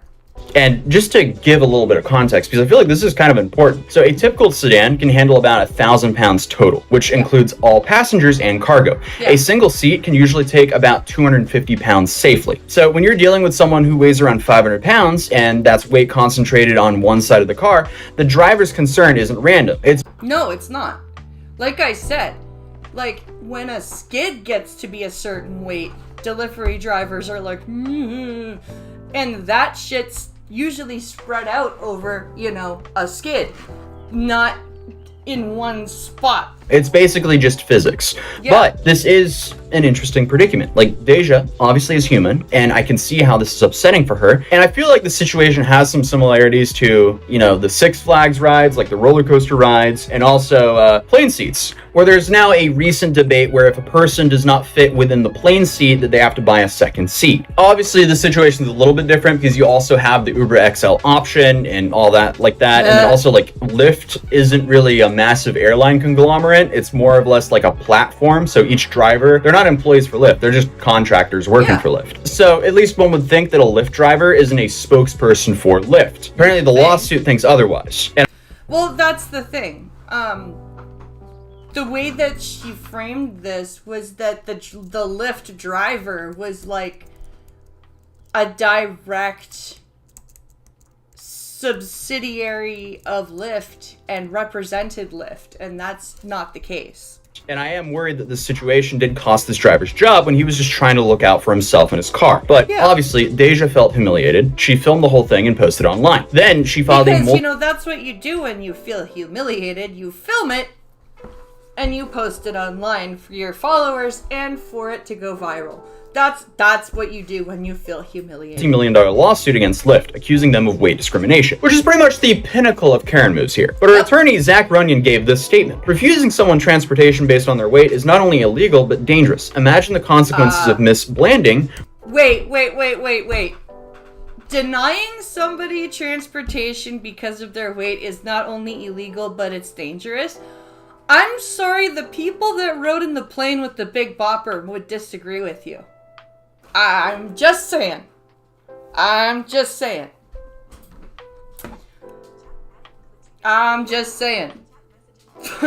There is a reason you have to be a certain weight limit to go on certain rides. There's a reason they, restrict the amount of baggage you can carry onto a plane. There's a fucking oh my god. What a dumbass attorney. Was unable to seek shelter after the driver left her stranded. This could have ended even worse than it did. Worse than missing shelter. Was it I know it was February in Detroit, but like, was there an active snowstorm going on? Detroit Lions watch party? But obviously that statement set the tone for the entire case. And look, I'm not saying that being left on the side of the road is not scary, but this wasn't some like emergency. This is a Detroit Lions watch party. Yeah, I was gonna say, like, she wasn't on the way to the hospital. It wasn't like in the middle of some epic once in a century blizzard. It was like a normal winter night going to see a freaking Detroit Lions game. Like, what are you talking about? I needed to seek shelter. Like, what were the fat fetishists out after you that night? Aren't a substitute for EMS. Now, obviously, everything I'm saying here is 100% my opinion. I'm just giving some commentary on things that unfolded here on the internet. But when that clip went viral, reactions were just all over the place. Because one side sided with the driver and said, you can't expect the driver to just put his car at risk when she could have easily ordered an XL. And the other side said this was body shaming. And honestly, I don't think this is personal. Okay, if you are literally the weight of 2 6-foot-tall men as a woman, you need some body shaming. I'm sorry you do. You need some body shaming. I'm just saying, you are not healthy and you need to be told so. Personal at all. I think it was just geometry. Like, it was kind of like the whole, you know, the kids' toy things where you put shapes inside of holes, and if the shape doesn't fit, you have to find a different spot to put the shape. Is this not kind of similar?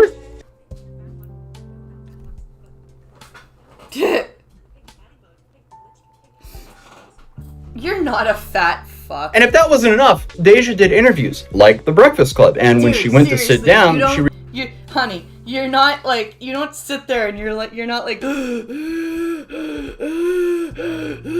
like, dude, you're not a fat fuck. realized, oh, I can't sit on a normal chair here. So they literally had to bring in a sofa just so she could sit down. Yeah, you can sit, honey, you can sit in an actual, like, regular chair.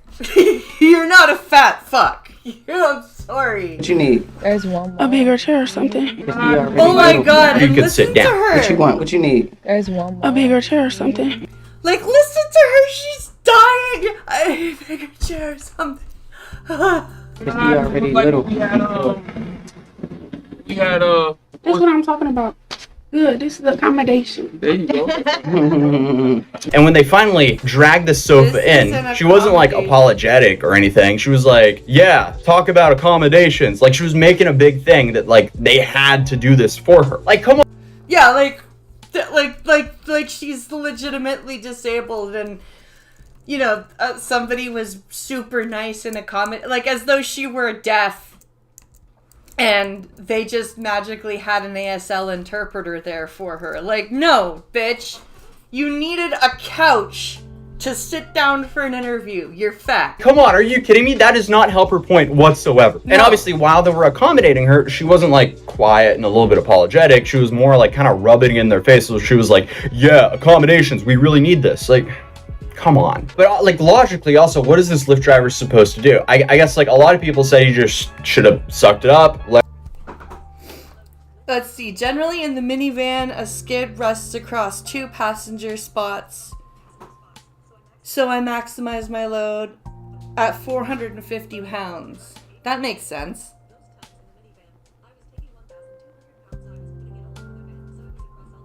Those times in the minivan that I was taking 1,200 pounds, I was spreading it all across the van so it was distributed across the axles. That makes sense.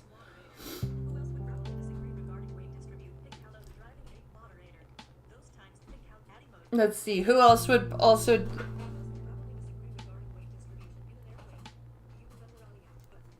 Oh yeah, Aaliyah. Yep. Let her squeeze into the car, and if anything happened to the car, I mean, that would just be for him to pay. Or, because realistically, that's what would have happened. It's not like he could be like, hold on, wait a second, let me come back in a Sprinter. Or, she could have just like ordered a bigger car like an Uber XL or a Lyft XL like he suggested. And obviously, somewhere within all this, she started to lean into the moment. Like, she was on interviews, she was gaining followers, she was making weight discrimination statements, and Like, how could you... I'm sorry. Like, it's not like she was 20 pounds over a normal body weight for her size, and the guy was like, I'm not driving you. She's 500 pounds! When she's talking, she can barely project her voice because she cannot breathe. How can you make weight discrimination statements when your own body is literally begging you to be less heavy? Like, your lungs and your heart and your everything is like, please, for the love of God, bitch, stop eating. But she's like, this is weight discrimination. And let's be honest, she was really milking those 15 minutes. People think that bigger people, obese, the F word people should just be in a house when it's like, we not. No. Yeah, the F word. We think that you guys should lose weight and like leave the house and do healthy things and be a person. We don't think you should like recluse yourself. We think you should be less fat so that you can, live. Word. I'm not. You heard that you can't say in your house, fat. You don't like it. Oh! I'm not saying that word. Yeah, you can't say in your house. People should just be in a house when it's like, we not. Word? Yeah, the F word. I'm not. You heard that you can't say in your house, fat. You don't like it. Oh! I'm not saying that word. Yeah, the F word is fat. Oh my God. No, bitch. You are fat. You are literally Jabba the Hutt. You know those jokes that people make about people being Jabba the Hutt? You are Jabba the Hutt. I'm sorry. You need to lose some weight. You don't use that word in my house either. I thought you were talking about slur. I'm like, wait, I'm confused. No. Right, come on, fat is not a bad word. Like, the F word, you can't be calling fat the F word. Everyone's thinking of a different word then. And also, just one look at her TikTok, and I found that she doesn't actually think that fat is a slur. Yeah, fat with a P. What it look like from the back, I won't see. The whole thing seems like it's less about her being silenced and more about her being put in a slightly inconvenient situation. But you don't even look fucking... Like, you look like a little bit overweight. You don't even look morbidly situation. Because the lawsuit cited Elliot Larson's Civil Rights Act, claiming that the defendant, Lyft, through its agents, representatives, and employees, unlawfully discriminated against the plaintiff based on her weight, treated her differently. People who have back boobs. Like, those people are morbidly obese. That's what I consider morbidly from similarly situated individuals based on weight, and allowed plaintiff to be subjected to unlawful harassment based on her weight. So I guess all of this was unlawful harassment. But it didn't stop there, because the suit also argued that this caused her emotional and mental harm. Meanwhile, Lyft made their statement. Lyft... I'm sorry. Do you know what would help with your emotional and mental harm? If you weren't trying to get into a regular sized sedan as a 500-pound human being. That might be a start. Unequivocally condemns all forms of discrimination. We believe in a community where everyone is treated with equal respect and mutual kindness. Our community guidelines and terms of service explicitly prohibit harassment or discrimination. AKA, yeah, we're not touching that with a 10-foot pole. So fast forward 8 months later, court records confirm the case has officially been settled. Her attorney said the matter was resolved but wouldn't comment on the specifics. No public number was released, no official terms. But Daily Mail and Fox 2 both confirmed the lawsuit ended quietly earlier this summer. And here I'm gonna guess that they settled, but she probably didn't even crack $1 million in a settlement, which is why the lawyer won't say what she got, because the lawyer is kind of embarrassed that, like, she sued them for $15 million. I'm guessing she got, like, maybe $500,000, maybe $750,000, and the lawyer doesn't want to say, I didn't even get a 15th of what we were suing for. I just, I utterly failed my client here. And here's where the plot twists. The driver, Abraham, got fired from this. And Dank Damas, she bought a brand new van, and now she has a chauffeur. Is this justice? I don't know. Because what started as, I just want to go to this watch party, turned into a national news cycle, a discrimination lawsuit, and apparently a personal driver for one lady. So yeah. No, it's not justice. It's absolutely the opposite of justice. Because not only did somebody lose their job because somebody couldn't have some self-honesty and even go, you know what? Like, even if she doesn't want to lose weight and she's okay with being as fat as she is, like, why can't she recognize, okay, I'm big, so maybe I should call, like, a Lift XL all the time? Like, why is that not a thing that she does just because she's large?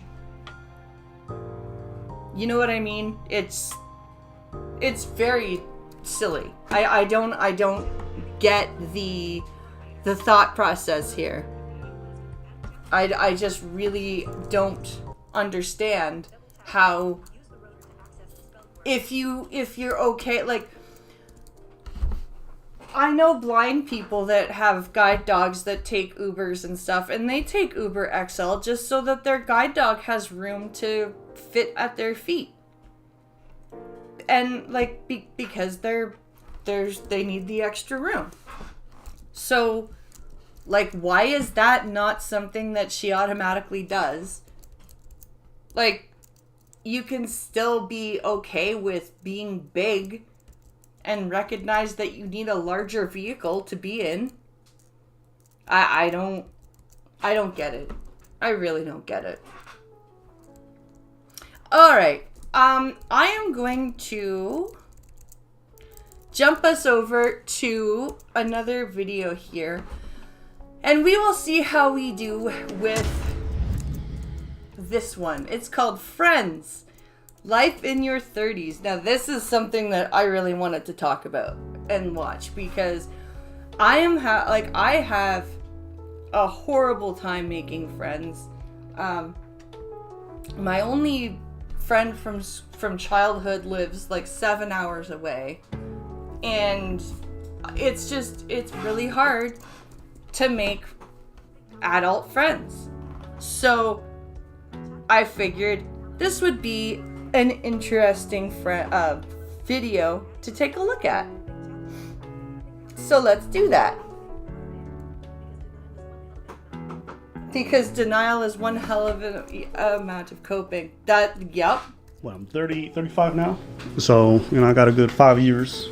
And I talked to a lot of people who, getting a bit older.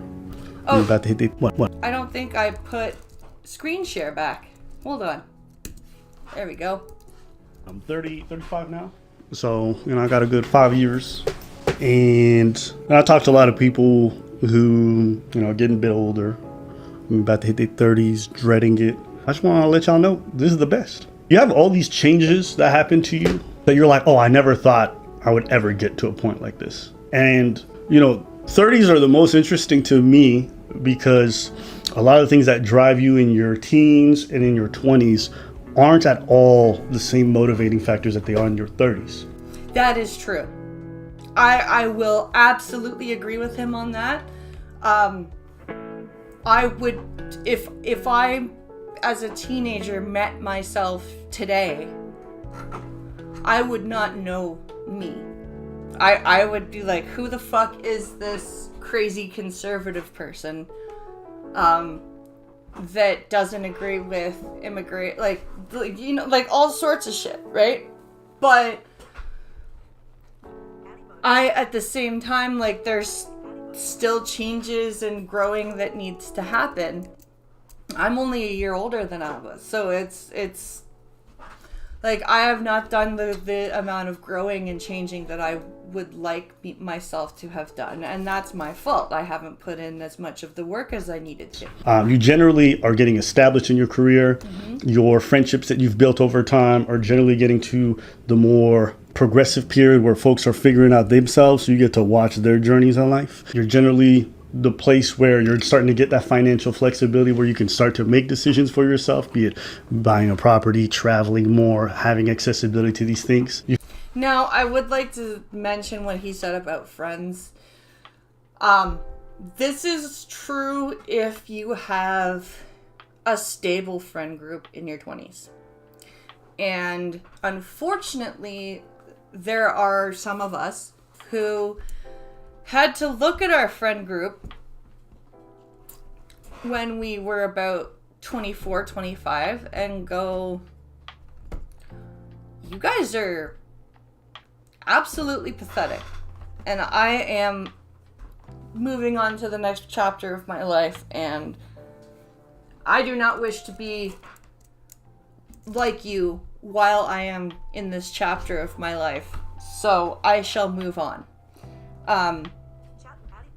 And then you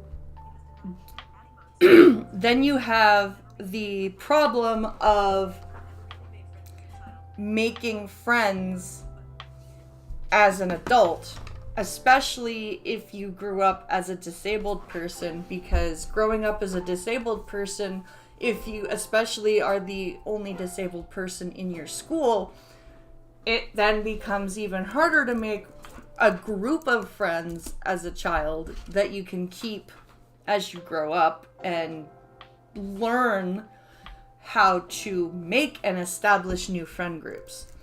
And unfortunately, because like Driving Ape and I just had to look at these people that we were hanging out with and be like, look, you guys are fucking just retarded. Goodbye. After that, anybody that we tried to be friends with, we would put everything into the friendship, and the people would take and take and take and take and take and take and take and take and take and take and take and take and take, and just there was no reciprocation. And it happened with friends, it happened with family. And then we got to this point here where now we're, 2 years into a new town, and it's like, how do you make friends now? I do not wish to be a homeless stoner that sits and begs for change like a busker. Exactly. That's pretty close to what we said. Yep.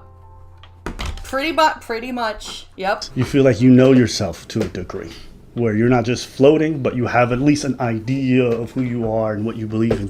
That comfort with yourself makes you less prone to, I have to do this or for this people, or like, so he's like, no, I'm good. I know what I want to be doing on a weekend. I know what I want to do on a weekday. I know the kind of people I want to associate or don't want to associate with. Things like sex and hooking up, that doesn't hold the same weight it does in your 20s when you're just like hormonal raging or whatever it is. Yeah. And it's not that important to me anymore. And I'm okay. And I'm better for it.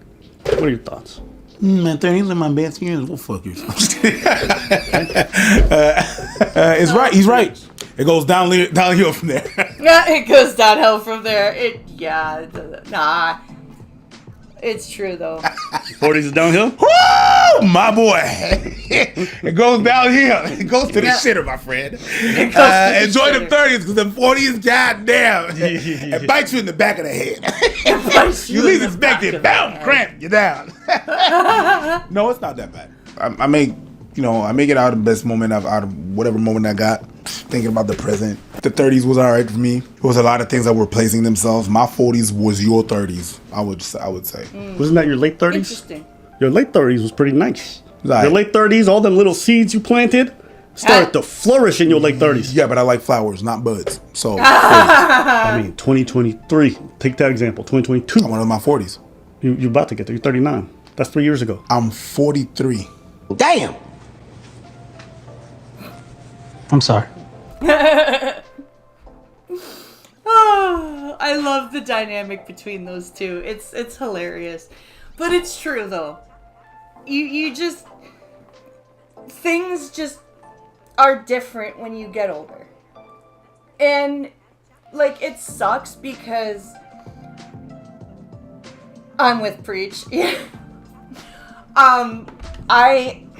It does suck though because I want to be able to emulate friendship and socialization to my boys, and because of all of the things that I mentioned already, I'm having trouble with that, and it's really affecting the oldest the most. And it hurts my heart that he is sad that he doesn't have friends, because I know where he's coming from. I'm old as shit, Neil. You are. Damn. I forgot. My bad, Dad. As long as it's not daddy. As long as it's not daddy. To me, your 30s was my 40s. And which means nothing about age. No. Nothing? Nothing! I'm just kidding, man. It's not necessarily about the age. It depends where you have it. You can have those moments a little bit later, a little bit sooner, that's fine. Mm-hmm. But yeah, I do realize that it was really at my 40s that I see my people around me like settling and everything and stuff. So if you're flipping about, my life at 20, at 19, at 16, God no. I didn't know what I was about to do until I was 33. But then there are the people that are 23 and 24 and they're going, I'm still a kid. I don't know what I'm doing. Oh my God, why does everybody hate me? Well, because you fucking do nothing with your life. You use the shit out of people around you. You treat the people that love you like garbage. And you surround yourself with assholes and completely alienate the people that actually care about you. So that would be why. Yeah, it's like, I get what they're saying, don't flip out about your life in your 20s, but at the same time, like, when you're in your 20s, you have to realize that you are actually an adult now, and you do have, like, consequences for the way that you behave and the way that you treat people. And I've noticed a lot of people in their 20s still think that they can behave as though they're under 18, and that people around them should just take whatever abuse that these people throw because, oh, well, I'm still learning. No, fuck you. Fuck off. Facts. It's a marathon, not a freaking race. Yeah. You know what I mean? Facts. You have to be able to take it in. But yeah. But that understanding that it's a marathon only really hits you in your 30s. Because you realize it took me this long to really get an idea of what I am and who I am. Yeah. So for me, like when I talk about relationships, for example, it's just like the conversations you have with people when you're dating is just different. Y'all start talking about the future differently. Y'all talking about relationships differently. You're not prone to the same fuckery of like, ooh woo. That shit not cute. What? Ooh woo. Ooh woo was not cute. Never was. But it's true. Like, fucking the things that you talk about, even if you're in a relationship with somebody, like Driving Ape and I have been together for 18 years. And now, like when we were together in the first 5 years, 10 years, do you think we were talking about fucking life insurance and shit? No. Now we're like, okay, well, we have a house. We need to, like, figure out a policy for, like, what happens when this happens. Like, it's just, you grow and you talk about different shit. You like me? I like your toe points. Oh, whoa. That's 20s, bro. 20s is Ferris wheels and ooh woo. Okay. Ferris wheels and ooh woo. 30s is I ain't got no debt. Oh yeah. Financial stability, sexy. That's different. That's not ooh woo. It's just you look at things differently. You have different kinds of conversations. True. And I also talk about just like the friendship aspect. Like if you have their own kids, so then you start having nieces, nephews. You see families being built where you guys were just going on adventures. Now you guys are laying down foundation and Or you have or you try to make friends and you realize in your 30s that you're worth more as a friend than some of these people are willing to put into the friendship. And you have given caring and compassion, and they just only come around when they need something, and you have to just be like, you know what, I'm done with you. I'm done with you. And I'm moving on. And honestly, some of the most hurtful shit is when those people don't even beg you not to move on. And they just go, okay. And then you go, damn, I put all that work in for fucking that? Fuck. Like, that is some of the most crippling shit. Shit. And you guys are seeing that building start to build upwards and people finding this sense of shelter in life. This shit that used to be all up in here all the time, like, I could sleep okay at night now. I don't know, it's just funny, you go into your 30s because everyone's like, oh, here comes you, baby. It's like, this shit's fucking fire. The 20s was whack, bro. The 20s, you got little disposable income, you got debt piling up, you got dreams that you want to, it's like everything is, and they're all conflicted. I'm not gonna. Fucking, you know, we're not rolling in money by any means right now, but fucking 10, 15 years ago, it was insane, like the amount of shoestring shit that we were doing, like living off of a bag of potatoes alone, and just, oh, we're making scallop potatoes again today because that's all we can make, and at least that will last for a bit. Like, it's fucked. Your 20s fucking sucks. I'm not gonna say it was whack, but it was definitely rocky. I'm not gonna say whack, but rocky. Unless you know what, you're right. I used the wrong word. 20s was tumultuous. Goddamn, it was, you know, when you go on a Category 5 rafting ride, and you pedaling, Whitewater, you getting knocked out, you get waves in your face. You doing it. No, you know what? Tired as shit. I you know what 20 is. Yo, motherfuckers, it's fun. You're gonna have some woos, but you're gonna have some hoes. Yeah, you're gonna have a woo, but you're also gonna have a, oh fuck, that's a big pointy rock coming up at my face.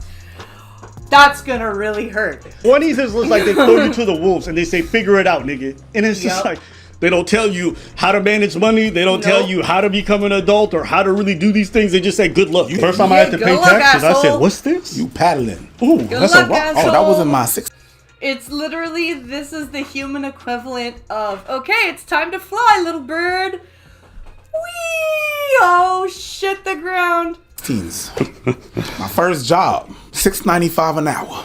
I did my calculations because I went to school. And I was like, well, that's $6.95 times 40. I'm supposed to get this. Bitch, I got my freaking first paycheck. I didn't get this. I got that.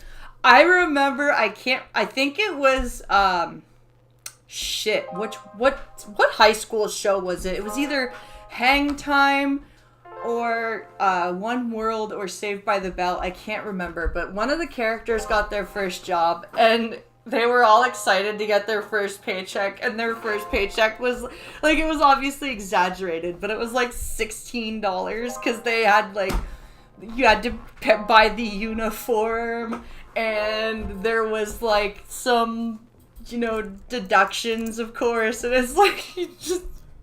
And I went to the bureau knocking. True. What the fuck is that? Oh, they didn't tell you. First of all, who's they? And tell me what. Yeah, and she broke it down. And I went to my mama because my mama worked in the band. I was like, yo, what the hell? The lady told me this and that. And then she said me like, yeah, I worked that much, and that's how much you think I went with my paycheck. You know, you had to pay taxes and EI and all this shit. I mean, yeah. And then my mom looking at me like, yeah, when you catch that, it hurts. Nah, for me, I was always used to pay income tax. Me, it was when the end of the year came. I used to get a return. So I got excited. Yeah. And the first time I found out, like, no, sometimes the government's like, give us more. I'm like, give you more? I saw what you take out of every paycheck. You want more, bitch? That shit was a tough thing. Because, you know, when you're young, you make so little. They don't really got much to take at the end of the year. They generally owe you money. That's true. The 30s feels like you're disillusioned. Like you can see the world a lot for what it is. Like you see the housing market for what it is. You see all those dreams that they gave you in your early years. You get to your 30s like, oh, okay, this is actually how the world works.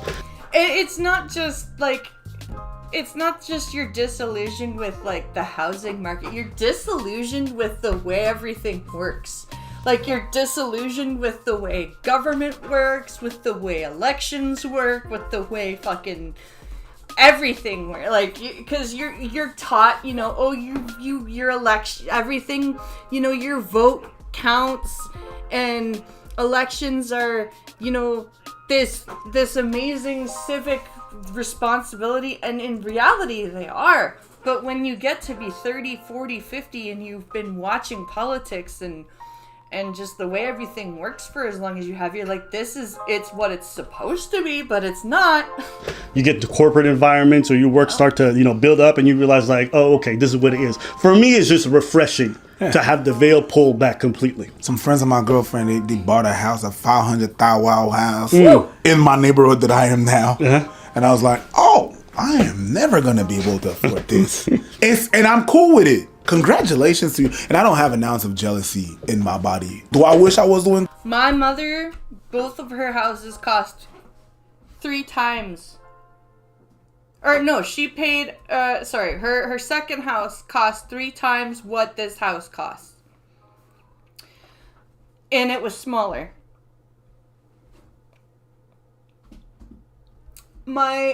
This house is fucking ginormous for its price, and its property, and the yard itself is also huge. Doing good too, yes, but I could do that without being like, yeah, exactly. But to be fair, I'll say I did the other hello.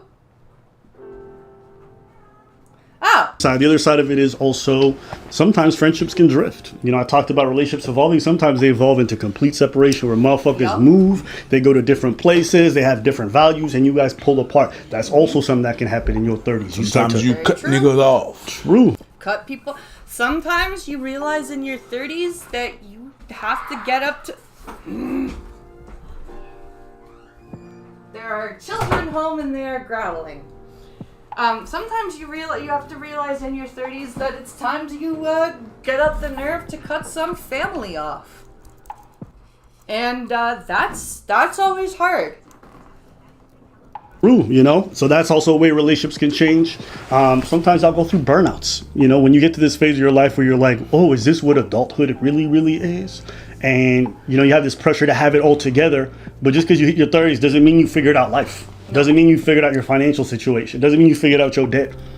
Well, or in my case, doesn't mean you figured out your mental fucking health. Like, I'm honestly, I can't wait until I get the iron problem figured out, because I am very, very tired of being what's the word? I'm very tired of being tired, right? I'm tired of just having no energy. I'm tired of having no physical just, yay, it's awake time. I can't wait till that's all fixed. Because I have a feeling that that's a big part of why I'm not pepping myself up and motivating myself mentally. And it's very frustrating to know what you need to do and to just have zero physical energy to do it. And it's really fucking frustrating when you're an adult and you're like, dude, just fucking do it. Just do it. So that's also a real thing that happens in your 30s. The realities of aging start to hit you a lot harder. 20s, you're indestructible. You drink till 3 a.m. You wake up, you go to work at 8. 30. Yeah, you drink all night or you game all night, and then you go out and do your You're not doing this shit because it's just physically not possible anymore. You're missing 10 alarm clocks. You're sleeping through lunch break. Yep. By the time it's 1 p.m., your job says you're fired. And you just woke up. Okay? 30s is not the time to be doing benders and hoping you make it at your 8 a.m. shift. That's why you see people like, can't drink, I gotta work tomorrow. When you're in your 20s, you be like, wow! Yep. It's true. It's like your 30s, you're like, it's a weekday, I can't drink. What are you talking about? Like, even I haven't drank in months, right? But even when I stopped having a stocked bar in the house and I was just buying bottles, it was, I'm not buying a bottle. It's during the week. I have to get up to get the kids to school. You know what I mean? Like, I don't want to be fucking gross feeling while I'm trying to get the kids to school. It's just not. What do you mean fun. I can't drink? I still got 5 hours left to work. Exactly. So I remember pulling all-nighters all the time. My 30s, if I pull an all-nighter, my sleep is fucked for a week. You just can't do it like you used to. In my 40s, if I pull all-nighters, I'm dead. There you go. Little progression. I don't So you come to think terms I've with your been own mortality. able to pull an all-nighter since I've had kids. I really don't. I think I had the oldest one, and it was like having a child just shut off my ability to stay up overnight. I literally, like, I had him and it was immediate. I was like, I must sleep. And then he would wake up to eat and I'd be like, no, sleep, come back. Mortality to some sick, it can be very tough to get to this phase of your life and also feel like you haven't gotten any ounce of it together. So that's also a reality for people. That's why they have those midlife crises or these burnouts, like we say. So that's also a possibility. But for me, I appreciate the fact that the veil gets pulled off and you see the life for what it really is. You get to your 30s and it's like, okay, this is what it is. And I think that's the part I like the most. Pros and cons depending on who you are and what you went through. But in my opinion, I think it's probably one of the better periods. I would agree. Like, even with all the bullshit and nonsense, I would say that your 30s is probably, on average, I'd even say 30s to 50. Like, between 30 and 40, those 2 decades are probably your best 20 years, because you are wiser, you are more stable on average, you have a little bit more experience, but you're not at the point where your body is constantly aching, or your mind is starting to go, or you're losing your memory or your eyesight or what. Like, I think physically and mentally between 30 and 50 is probably the best time for humans right now because of our life expectancy. Because if you think about it, we spend the first 25 years of our life growing, learning. Our brain doesn't even finish developing till you're 30 or 25. Then you spend the next 25, maybe 30 years being a parent, having a job, all that. And then you're declining. You're getting ready to die. And so I think it's when you segment it like that, it's very definitive and definite. And it's very interesting to look at in the way we have evolved, because not even half a millennium ago, we weren't living this long. So everything was a lot more accelerated. Like, you grew up a lot quicker, you got married a lot younger, you had children a lot younger, you died a lot younger. And so it's very interesting now that we're living to be 100, that it's kind of just segmented into gaps of 30 years. You spend 30 years becoming a stable human being. You spend the next 30 years enjoying that stability, and then you spend the other 30 years on the decline. And it's very strange when you think about it that way. But that's just my observation. So, I think what we're gonna do is I am going to leave you guys here. And I am going to go hug my children because they just got home and I want to find out how their day went. So I will be back. I think probably the 2 o'clock to 5 o'clock slot is probably where I'm going to stream, just for the people in Europe and the people on the West Coast to tune in, as well as the people on the East Coast.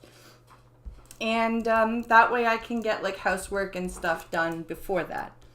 So yeah, I think that's what we will do. But I'm going to go and stretch my hip and say hello to my kids. And I hope you guys had a good time watching, and we will come up with some more fun things to watch tomorrow, things to laugh at. Maybe we'll watch the furry episode of the financial audit that was dropped on last Friday, because I haven't watched that yet. So we'll see. But let me know what you guys think. I will see you guys tomorrow. Have a wonderful, wonderful rest of your day. And be sure to check out Streamlabs and buy me a coffee and all that fun stuff. And I'll see you tomorrow. Bye, guys.